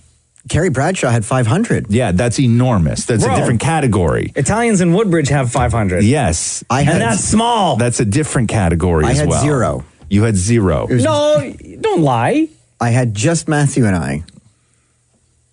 Oh, right. Yeah. Wow. I mean, why do you take part in this conversation, Mar? With so many secrets. I know. Right? Why even open your mouth? I wasn't going to say anything, but yeah, no, it just we eloped in New York. Yeah, just leave it at that, man. Like, I did you not realize at the beginning of this conversation that I went to you and then I immediately stopped because I thought I don't want to ruin your life? Oh, I thought you took a breath because you're out of breath. No. Here, I'll turn the music down. What else do you want to say, Maury? Yeah. No, that's it. We were going to hire a choir, but that was too expensive. Right. So let's just stick to the script, Holmes. Okay. What are you hiding? So how many people were at your wedding? Just the two of us and the officiant. There you go. Okay. Jeez, man. And that's it? How am I working for you on this? Yeah. The Roz and Mocha Show podcast. I love summer so much that I don't mind when it gets super, super, super hot. And I know that those days are going to come. So I can deal with the fact that Wow, we you're get very optimistic. What winter. a very mature outlook on winter. Yeah. Yeah, but what about all that salt that you get in your front vestibule and the fact that it ruins your shoes? I don't think you should be using words that you don't know how to say them and or use them in a sentence. Shoes? Yes, Maury, shoes. Maury, spell vestibule. VESTIBULE. Yeah, correct. Okay. Because like vest and then buell. So you don't like how the salt mucks up your vestibule? That's correct. Okay. See, when somebody else says it, do you realize how ridiculous that sounds now? I only know the word because my dad uses the word vestibule. Really? He's like, can you go put your jacket in the vestibule? And I understand that, though, because I remember growing up. Okay, so when I lived in Montreal, there's some French Canadian words that are really unique to like English speakers who live in Quebec. Like tabernacle? No, like, so for instance, you know when you have the front of your house? Yeah. Some people would call it like a porch. Lanai. Right? Mm-hmm. A porch. Some people will call it a porch. It's the thing you walk up a couple of stairs. There's a little landing, but it's still outside. Oh, it's a veranda. So some people call it a porch, a veranda. Growing up, and almost my entire life, I called it a gallery. Really? A gallery? Yeah. Like where you hang art? Yeah. No, like a gallery. That's just what it was to me. It was called a gallery. It was always veranda. In our house. Like I know veranda, I know porch, I know lanai. No. Oh, vestibule. No. You want to try again? Concrete slab? Lanai. No, not lanai, Maury. But yeah, I used to call it a gallery. That's what it was for me growing up. Huh. Yeah. I've never heard that one. You've never heard that? No, I've heard of a galley kitchen. Right. But never and a lanai from Golden Girls and vestibule and others. Balcony. No, it's balcony, Maury. Balcony. Spell balcony. BELKINEY. Balcony. Bro, you and words, man, I tell you. The Roz and Mocha Show podcast. Okay, then. Okay, she said. Right. So stupid. Hey, Mocha, are you ready for the podcast? Let's do the news! A Roz and Mocha Show and Kiss 92.5 News Break. President Donald Trump directed his attorney, Michael Cohen, to lie to Congress about the Moscow Tower project. This is huge. This is a story from BuzzFeed, and it may be the most, at this point, monumental investigation into the Donald Trump, Vladimir Putin Russian collusion. So he directed his longtime attorney, Michael Cohen, to lie to Congress about negotiations to build a Trump Tower in Moscow, according to 2 federal law enforcement officials involved in the investigation. Trump also supported a plan set up by Cohen to visit Russia during the presidential campaign in order to personally meet Putin and jumpstart the tower negotiations. Remember when Donald Trump was all like, I have no business with Russia. Yeah. I have no business with Russia. He ordered Michael Cohen to, quote unquote, make it happen. And even as Trump told public that he had no deals with Russia, the sources say that Trump and his children, Ivanka, Donald Trump Jr., received regular detailed updates about the real estate development from Cohen, whom was in charge of the project. Also in that article, Donald Trump and the organization plan to give Vladimir Putin the $50 million penthouse on the top of that Trump Tower in Moscow. Oh, my God. Are you serious? Yeah. And this, of course, all from BuzzFeed. And the reaction to BuzzFeed breaking this story is hysterical. A writer by the name of Jennifer Wright wrote, she redid the headline for BuzzFeed's article on Trump, and she simply called it 11 Reasons the President is Going to Jail, and number 6 will shock you. Yeah, that's a BuzzFeed headline. All right. My other favorite was... BuzzFeed is the only place in the world where you can see this story of the takedown of President Trump and also read an article right next to it on 69 songs that make you want to 69.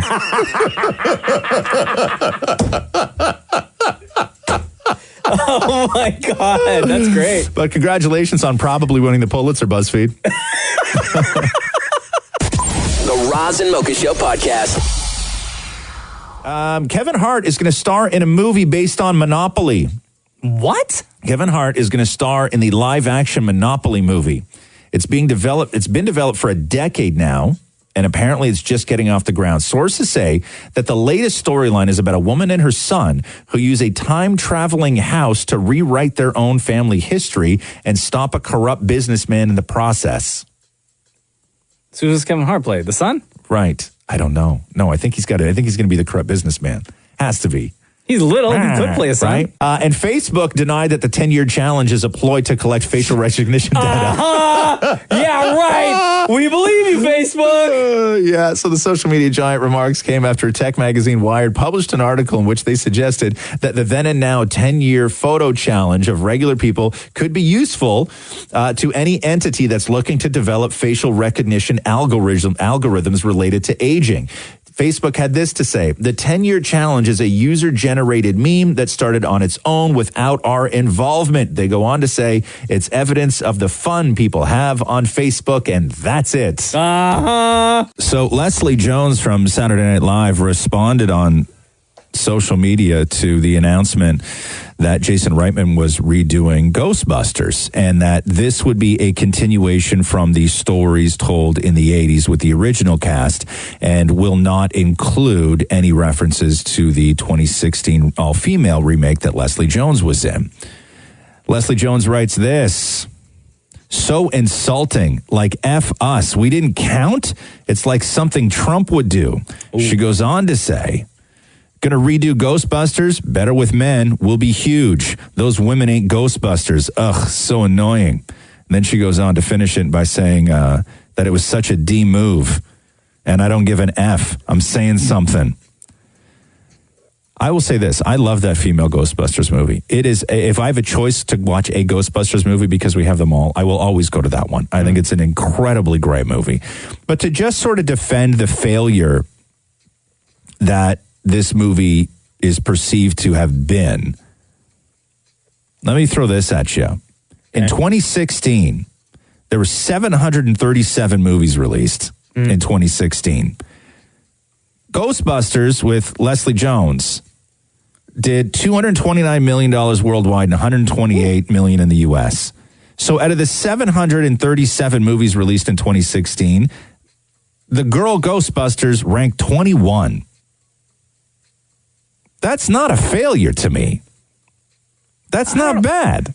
I don't know, it's not bad. The people who have seen, I mean, at least who I've talked to who have seen that movie, all loved it. I loved it, man. And I'm on Leslie Jones' side with this. Like, I don't think that the new Ghostbusters should erase the all-female cast version at all. Agreed. At all. It was such a great movie. And I hope they continue with that franchise. Spotify is testing a mute function for artists. What do you mean? Everybody is on Spotify to try and get them to pull artists like R. Kelly in the whole Mute R. Kelly campaign, right? Which is fine. But it's a tricky situation because they originally said that they weren't going to, and then they said that they were, and back and forth. So what they're now doing is they're allowing customers to have that power. So if you're on Spotify and you don't want any R. Kelly popping up, you're now going to have the option to just mute R. Kelly, and it will not pop on anything on Spotify. No radio, no playlist, wow. no albums, no nothing on Spotify. So they're testing it now. So you'll then have the ability to mute people that you don't want to hear on Spotify. Saints fans, New Orleans Saints fans, have launched a lawsuit against the NFL and Roger Goodell.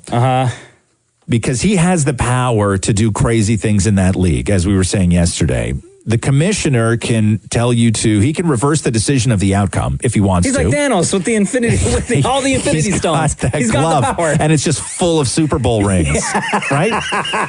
And he can reverse the decision of the game. With a snap of a finger. Exactly. That's exactly it. Right? He's Thanos. Yeah. He's got all the stones. In a stripy dress shirt. Okay, he's got all the stones. So he can reverse the decision if he wants to. He can have them replay the game if he wants to. Or he can have them replay the game from that point if he wants to. It's not going to happen, but fans are now suing the NFL. And they ain't going to win. Because of that botched call. They're not going to win. Like, I'm telling you, man. It's not like this is, I don't know. But if this happened to the Leafs, right? Yeah. If this happened to the Leafs. Like, I remember back, and people don't remember, when it was New York and Los Angeles, when it was Toronto Maple Leafs and the LA Kings. And Gilmore was there, and all those guys were there, and there was the high stick, Gretzky skated around, Marty McSorley was there. Like, all of this happened, and there was no call. And if there was a call, the Leafs most likely would have scored and gone to the Stanley Cup that year. But there was no call on the ice. And if we had the power to sue then, I'll tell you, man, I would have been first in line. Yeah? I would have been one of those jabronis launching a lawsuit against the NHL. Showing up at the City Hall, fists in the air. The Roz and Mocha Show podcast. News that should surprise absolutely nobody. Toronto was once again deemed as being, quote, severely unaffordable by a major international research firm. The Frontier Center for Public Policy has released its 15th annual Demographia International Housing Affordability Survey, in which 309 metropolitan areas across 8 different countries, each with more than 2 million residents, are ranked by their cost of living. Last year at this time, Toronto went from 28th to 21st. Let me remind you again, 309 cities, 8 countries with over 2 million people in each. And Toronto shot up last year from 28th to 21st.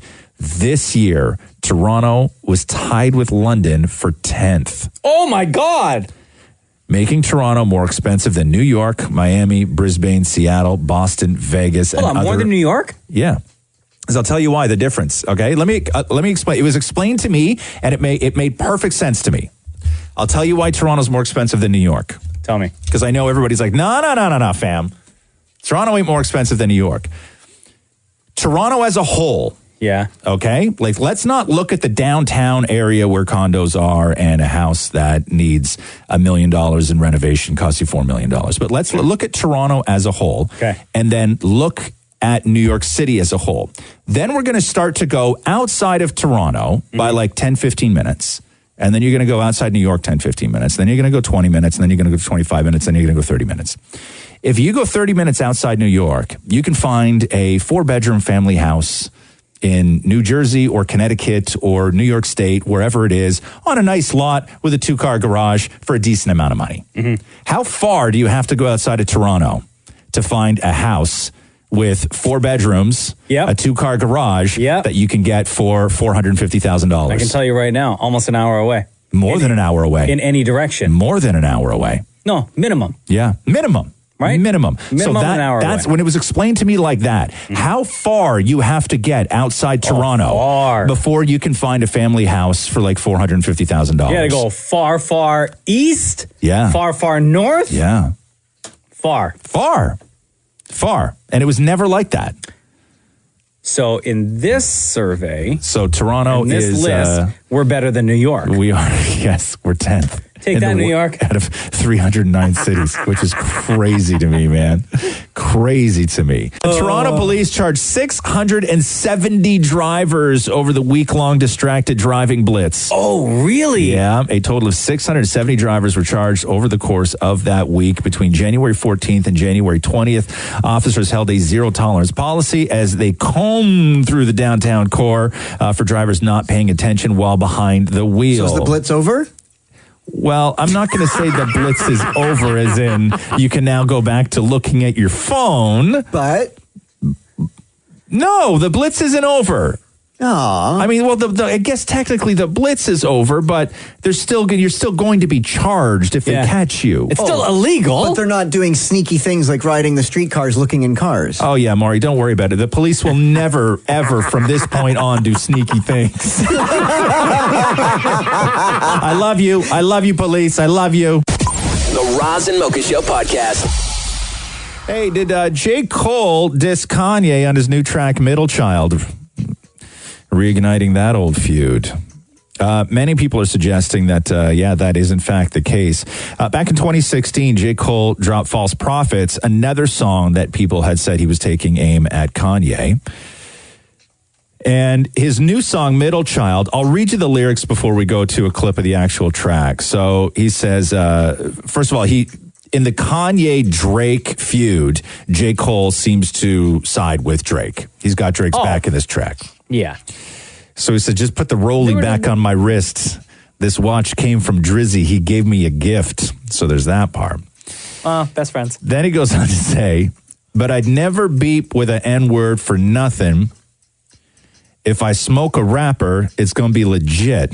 It won't be for clout. It won't be for fame. It won't be because my ish ain't selling the same.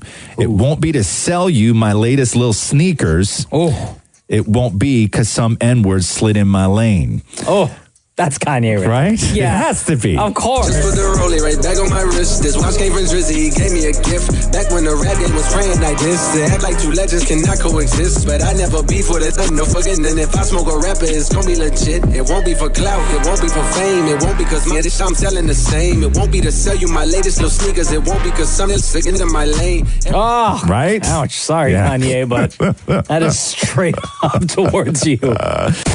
The Roz and Mocha Show podcast.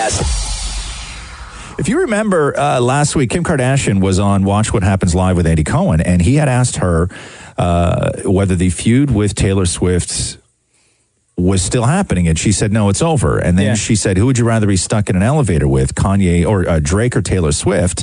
And she said Taylor Swift. Don't tell me she legit got stuck in an elevator with Drake. No, so now what's happening is Radar Online is reportedly trying to get them in an elevator together. No, they're reporting that Kim Kardashian was told by her bosses to go easy on Taylor Swift and to not say anything bad about her again. Because here's the thing. Wait, Kim was told by her bosses? Yes. Like her mom? No, her mom's boss. Her mom has a boss? So Taylor Swift left Big Machine Records. Yes. Taylor Swift signed with Universal. Yes. Universal also owns the E! Network, which runs Keeping Up with the Kardashians. All the Kardashian shows. Oh, no. Oh, so no. The story goes that they went to Kim and said, no more Taylor Swift talk. We're one big happy family. Yeah. Because I'll tell you, Taylor is the type of artist that if she went to Universal, and this happens. She went to Universal and could have easily said, I will sign this if you guarantee me that nobody within the Universal family publicly trashes me. And not just Universal Music, but Universal as an entity. Yes. Everything. Everything. Oh, my God. And they would say, we'll do our best. And they would have gone to Kim Kardashian to say, you got to let this go. It's a business here we're trying to run. We got you. You're a huge property. You make us a lot of money. But we also want Taylor Swift. That could have happened. Very well could have happened. So if there's no more Kim Kardashian, Taylor Swift beef, you know why. Money. The Roz and Mocha Show podcast. Roz and Mocha Q&A.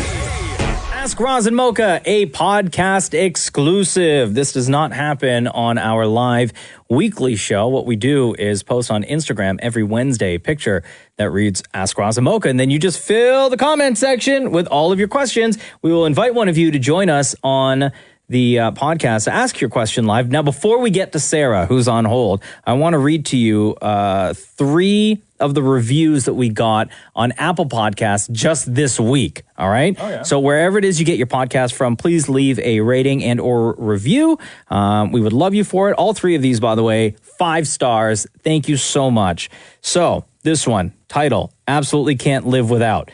Here's what they write. Been listening since the beginning. This podcast is a blessing. I listen to you guys at work, and my coworkers think I'm crazy when I burst out laughing out of nowhere. Keep up the great work. Much love. Another one from Lisselle says, huge fan of the show. Also 5 stars. I get through the podcast over the weekend, and I absolutely love the banter that goes on between the 3 of you guys. 100% recommend. And finally, love it is the subject. Absolutely love the Roz and Mocha Show. Best show on radio, hands down. I'm currently away from the GTA for work and have been binging the Roz and Mocha podcast hard. Wow. Love it. Keep up the good work. Also, Roz, my man, you are hands down the smoothest, coolest dude around. Stop it. I've updated your Wikipedia. Shut up. So there you go. If you get the Roz and Mocha Show podcast on Apple Podcasts, rating and or review. Love it. Hi, Sarah. How's it going? Good. How are you guys? Good. Welcome to the podcast. Thank you. All right. What's your question, Sarah? Well, my daughter, she's 17, and she just recently had her first heartbreak. Oh. It was terrible. She got dumped? She did, and he was her first for everything. Yeah. Like everything. How long were they together for? 11 months. Oh, okay. Oh, man, that sucks. And she's taking it real hard?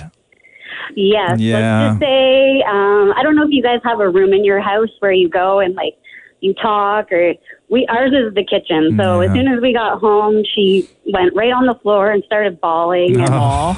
Oh yeah, it was bad. I'll tell you, there's some do's and don'ts when dealing with a kid who's going through a breakup. You know, I would suggest not. There's some things that parents say, okay, and that things that don't help, that kids don't want to hear.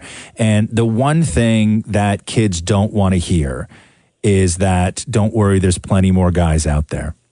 Oh, of course. You know, when my mom used to say that to me, don't worry, there's plenty more girls. I mean, in her case, she was right. But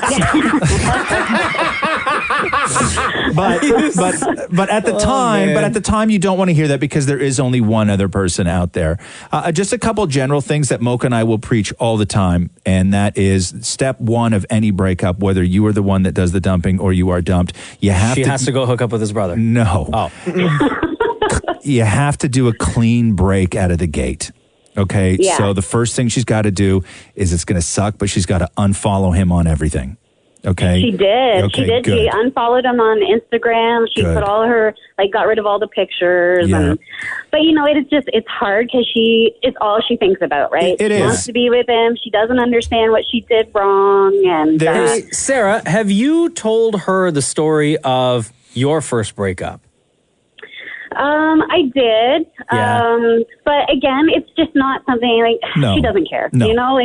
Right now, all she's thinking about is her heart's broken. She loves him. She wants to be with him. 17-year-olds want to be in their own head, and they want to be miserable at times. Sure. Right? Here's what I... You have to let them do that. You have to let them do that, though. Because then that way they're going to be able to figure out their own feelings and learn what heartbreak is so that you can then try to move on and know what that feeling is going to be like the next time it happens. I'll tell you one thing that I would suggest for her, and I would encourage her to do this, is to embrace that sort of feeling and embrace the heartache and embrace the emotion. And I would tell her to put it all down in writing.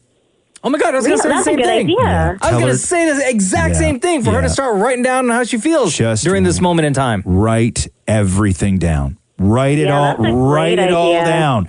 Just get into that and don't sort of do it as any sort of kind of therapeutic thing or that you're going to need it for anything in the future. Just tell her to go find a quiet space, find a notebook, and not on a computer, with a pen. Yeah. Okay. No, that is a great idea. Go and buy her a real kick-ass looking notebook and just a big pack of pens and tell her, listen, for the next little while, if you don't want to come down for dinner because you're writing, that's cool. You want to stay up an extra hour late at night? You're going to be so super tired the next day for school? That's cool. Just go and write it all out. Write everything you're feeling and don't stop. Oh, I will definitely do that today for her. Yeah. That's a great idea. Well, the one thing we did do too was we watched funny videos on YouTube, and that seemed to help. Yeah. Oh, there you go. Yeah. And then to go back to Mocha's initial point, the guy that dumped her does not have a brother, right? Or does he? Oh, he does, but he's younger. How young? Like a lot younger, or like a little younger? Yeah, I think he's 4 years younger. So Never mind. No. Okay, cool. Yeah, so forget that idea. Or his best friend. Tell her to keep that one in her back pocket for next time. When he's older, right? Hey, Sarah, we appreciate you. Thank you so much. Oh, thank you. Love you guys. Love you too. Take care. All right, next question, fellas. Yeah. Chris writes, what part of Guyana are you from, Mocha? And have you ever been back? My parents are from Georgetown. Actually, my dad's from Georgetown. Okay. And my mom took me, I think I was like 4 months old. Right. To see her mom before her mom passed away. And since then, I'd never gone back. So obviously, I don't remember being in Guyana at all. Yeah. And I'd always thought about it. Like, I would love to go back at some point to see where my parents grew up and family that still lives there. My mom goes I think 3 times a year. Wow, that's a lot. She goes back. I have never gone, and I've just never gotten around to it. You will. You know why? I'd love to. You're going to bring your son there one day. Oh, that's what I want to do. Yeah, 100%. for sure. 100%. Oh, here we go. Yeah. Chaz writes, what was your favorite childhood cartoon that you would want a modern live action movie made for? Oh, geez, Maury? 2. I loved Fraggle Rock as a kid. Not a cartoon, though. Interesting. Or my second one was... We mean interesting. It's facts. My second one would be Inspector Gadget. But they I made loved one. it. No, they Matthew did. Broderick. Yeah. Did they do Inspector Gadget? Okay. Yeah. All right, over to you. Okay.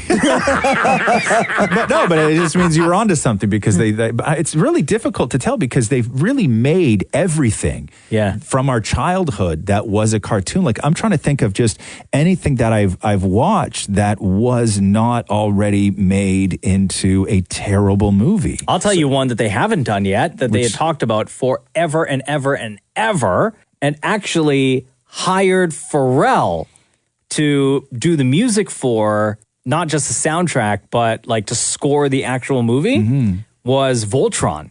And this was like mid 2000s, but then Transformers came out and that franchise took off at the time. Yeah. And I don't know what happened to that Voltron project, but that's the only one. Did they ever do a live action He-Man? They did, and it was awful. Oh, There's actually a great documentary on Netflix about He-Man. Oh, really? It's just about He-Man. Yeah. And it's incredible because it's a perfect story of a great idea. What had happened was how He-Man started was they released the movie of Conan the Barbarian. Yeah.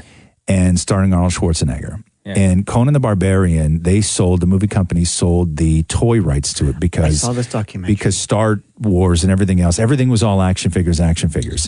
And they sold the toy rights to Conan the Barbarian. And then the movie was in production, and before it was finished, the marketing people and the toy company that they sold the rights to realized that this was going to be a hard R movie.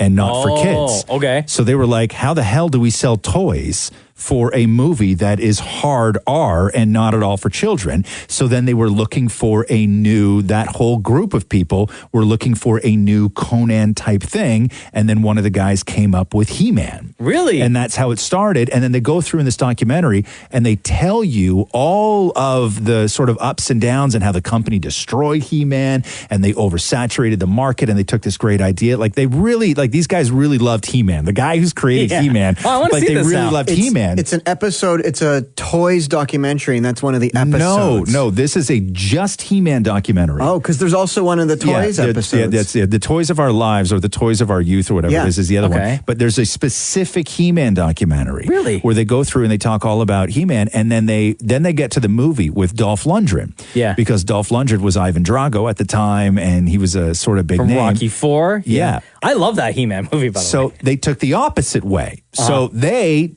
hire a director and start making this movie.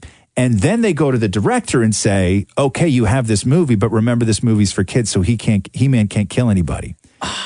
And He-Man can't punch anybody in the face. Oh! And He-Man can't do any of this stuff. He's got a sword. Right, yeah, exactly. Wait, he's got a sword and he can't use it? Yes. So that was the downfall of the movie. So it's just this up and down story of He-Man, and then they get into She-Ra, and they do all of this stuff. So if you get a chance, go watch the He-Man documentary. But I would have said He-Man, but it's so impossible to do. Well, for you, maybe Steamboat Willie? Steamboat Willie? What's Steamboat Willie? What Mickey Mouse first was.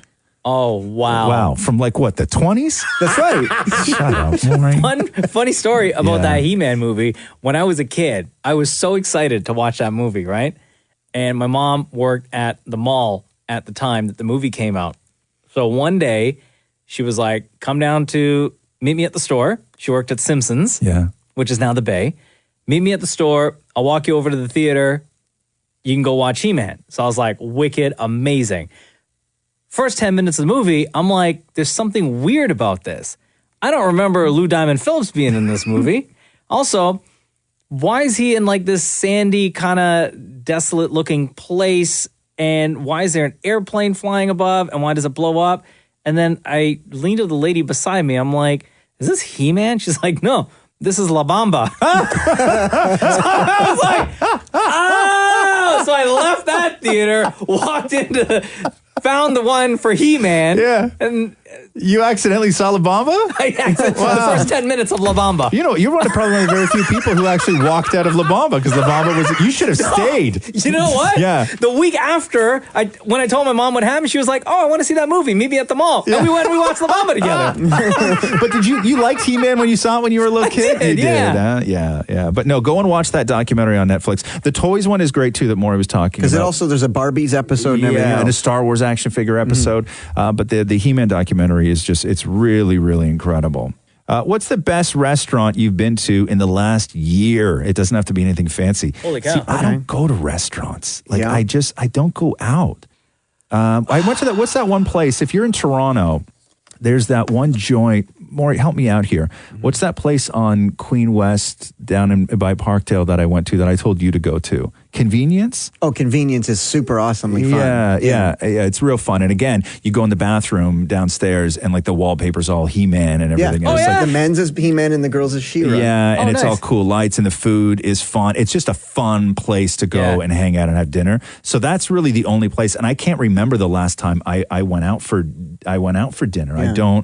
I don't know. We get invited to places all the time, and I just can't go. Like I just can't get motivated to go. There's a little place out in by east of Toronto in a little town called Port Hope, and it's a schnitzel house. Ooh, I love schnitzel. So when I see stuff like that, like when we're just out for a drive one day and I drive by like a place in some tiny little town and it's its own independent thing, like it's not even in like a strip mall and it's just a giant sign that reads Schnitzel House. Like I want to go there. Like that's what I want to do. Yeah. I have no desire to go and spend a lot of money in a fancy restaurant on dinner. I really don't. And I never really have. Yeah. Do you have a favorite restaurant that you've been to lately? I have two places. We live in a very Italian heavy neighborhood. You know me, I love my pasta. Sure. So there's one restaurant called Anna Maria because they hand make a lot of their stuff. Yeah. So I go there all the time.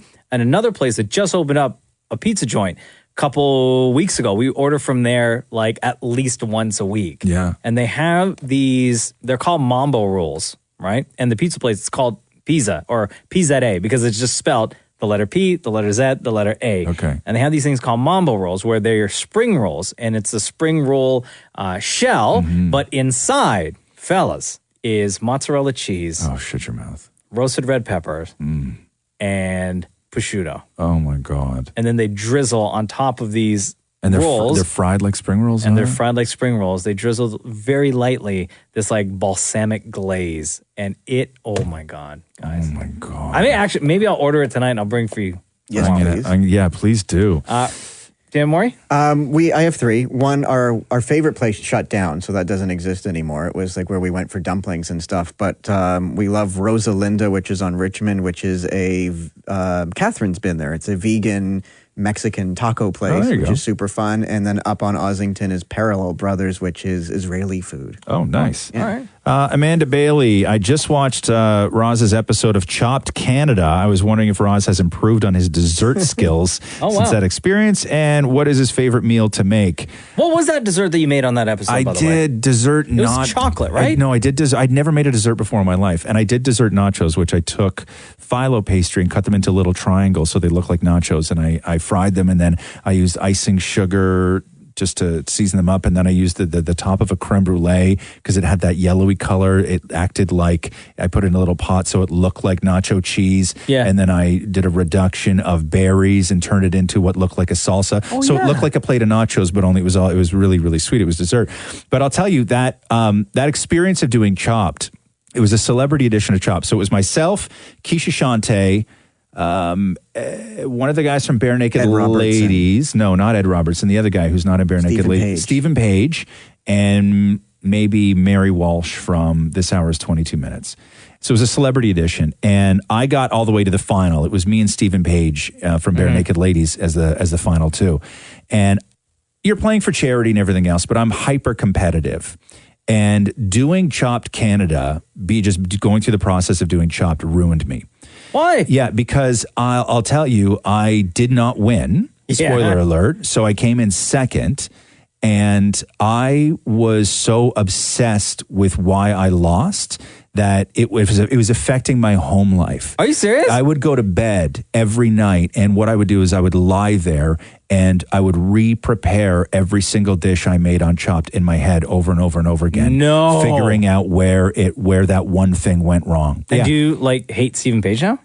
No, but I was pissed off that he won. And I didn't hide it. Yeah. Right? I didn't hide it. He's a nice enough guy. We get along. Yeah. But I was pissed. I was pissed at the production. I was pissed at everybody. Really? Yeah. Did you send an email or anything? No, I talked to them. Oh, you did? What'd you say? Yes, I was pissed. I told them how pissed I was. After it aired? Yes. Or after it there happened? that night. Oh, no. In front of everybody? Yes. Dude, that's not good. Yes. No. Yeah, but that's what they want. They want people who take it seriously. They don't want somebody who goes on and treats it like a goof. And I took it so seriously, and it haunted me. It really did. That experience haunted me.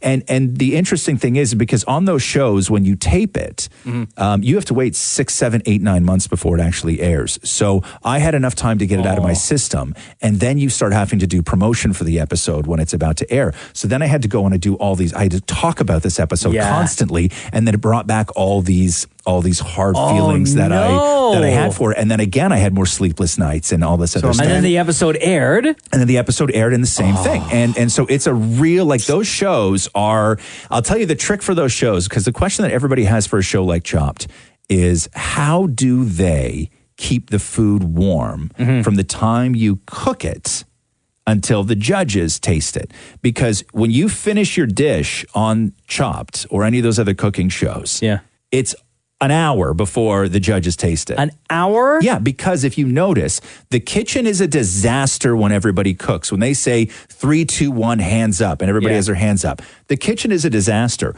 But when they cut to the scene where you are in front of the judges and they're tasting your food, that same kitchen is behind you and it's spotless. Yeah. So they have to take that time and clean the studio, basically. And put everything back. Put everything back. In the order that they are supposed, for presentation purposes. So the one thing on Chop that they won't tell you on television and all these shows where food is judged. Here we go. The one criteria that judges are not allowed to take into consideration is the temperature of the food.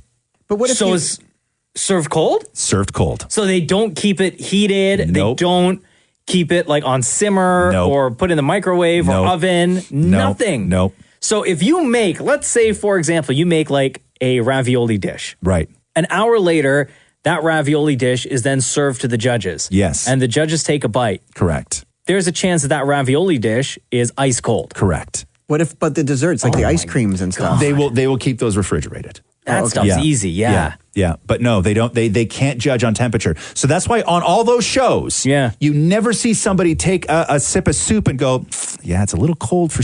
You know what I mean? Yeah. So that you're never judged on temperature of the food. Wow. Because everything they eat I on those didn't know shows that. is cold. Cold steak, cold pasta, cold everything. Everything is it winds up I have being. another question winds up about being these cold. shows too. Yeah. So you don't know what you're going to make, but before they start filming, do they kind of give you an idea, like maybe a handful of the ingredients? Nope. Or they don't tell you anything? No, nothing. It's literally on the fly. On the fly. Wow. Yeah, and even on the Celebrity Edition, they don't tell you. Really? Yeah, no, they don't. It's legit. But those shows are very stressful. And if you Do they have like other, not the celebrity chefs, but other chefs kind of like they're supervising what you may be doing? Nothing at all, eh? Nothing at all. They show you how to use the machines. Yeah. That's what And they that's do. it. And that's it. That's the only thing. Like you won't have like another chef back there being like, you may not want to use that much garlic, or you may not want to take these two ingredients and put them together because it will ruin your entire It dish. is all on you. Really? Yeah, it's pretty Wow. crazy. It's pretty crazy. Oh, dude, I didn't know you felt that way though, man. Do you want to thank Amanda for bringing it up again? Yeah, thanks, Amanda, you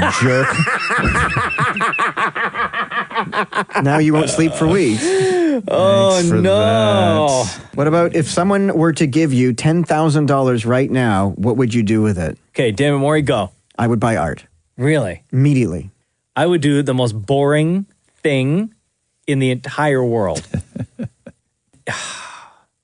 And I almost hate myself for saying this. Yeah. But I know my dad would be proud. Yeah. I would actually take that money and throw it at my mortgage. Yeah. Okay, can I change my answer? Right? I agree with you. I agree with you. That. No, don't, man. But the new goal is to be mortgage free. Yeah. Right? As any homeowner. Yes. Can I change my answer? Yeah, Maury, what's your answer now? So I would buy the $5,000 couch Matthew wants. Right. And then maybe put the rest of the mortgage. Right. Okay, finally, let's end on this one because we're going to wrap things up. And Okay. thank you all for all of your questions. Would you rather lose the ability to lie or believe everything you're told? Oh my God. You know what? I would rather lose the ability to lie because I don't lie. At least I don't think I do. But like if I lie, they're not like Maury lies. More lies. You throw me under the bus like that. God, would you rather lose your ability to lie or believe everything you're told? Well, first of all, I would never want to live in a world where I believed everything I was told because different people tell you different things. Yeah. And you would just be completely scattered all of the time. Yeah. Like you wouldn't be able to form an opinion or even make a decision if you believed everything you were told. But knowing what I know of you, Roz, Yeah. you're not a liar. You're not like Maury liar. Again. Jeez, man. Again, with the Maury lies. You're right. I'm not a Maury liar. Yeah. I'm not. Like Maury lies. I'm a very good liar, but I don't like to lie. Like I don't enjoy lying.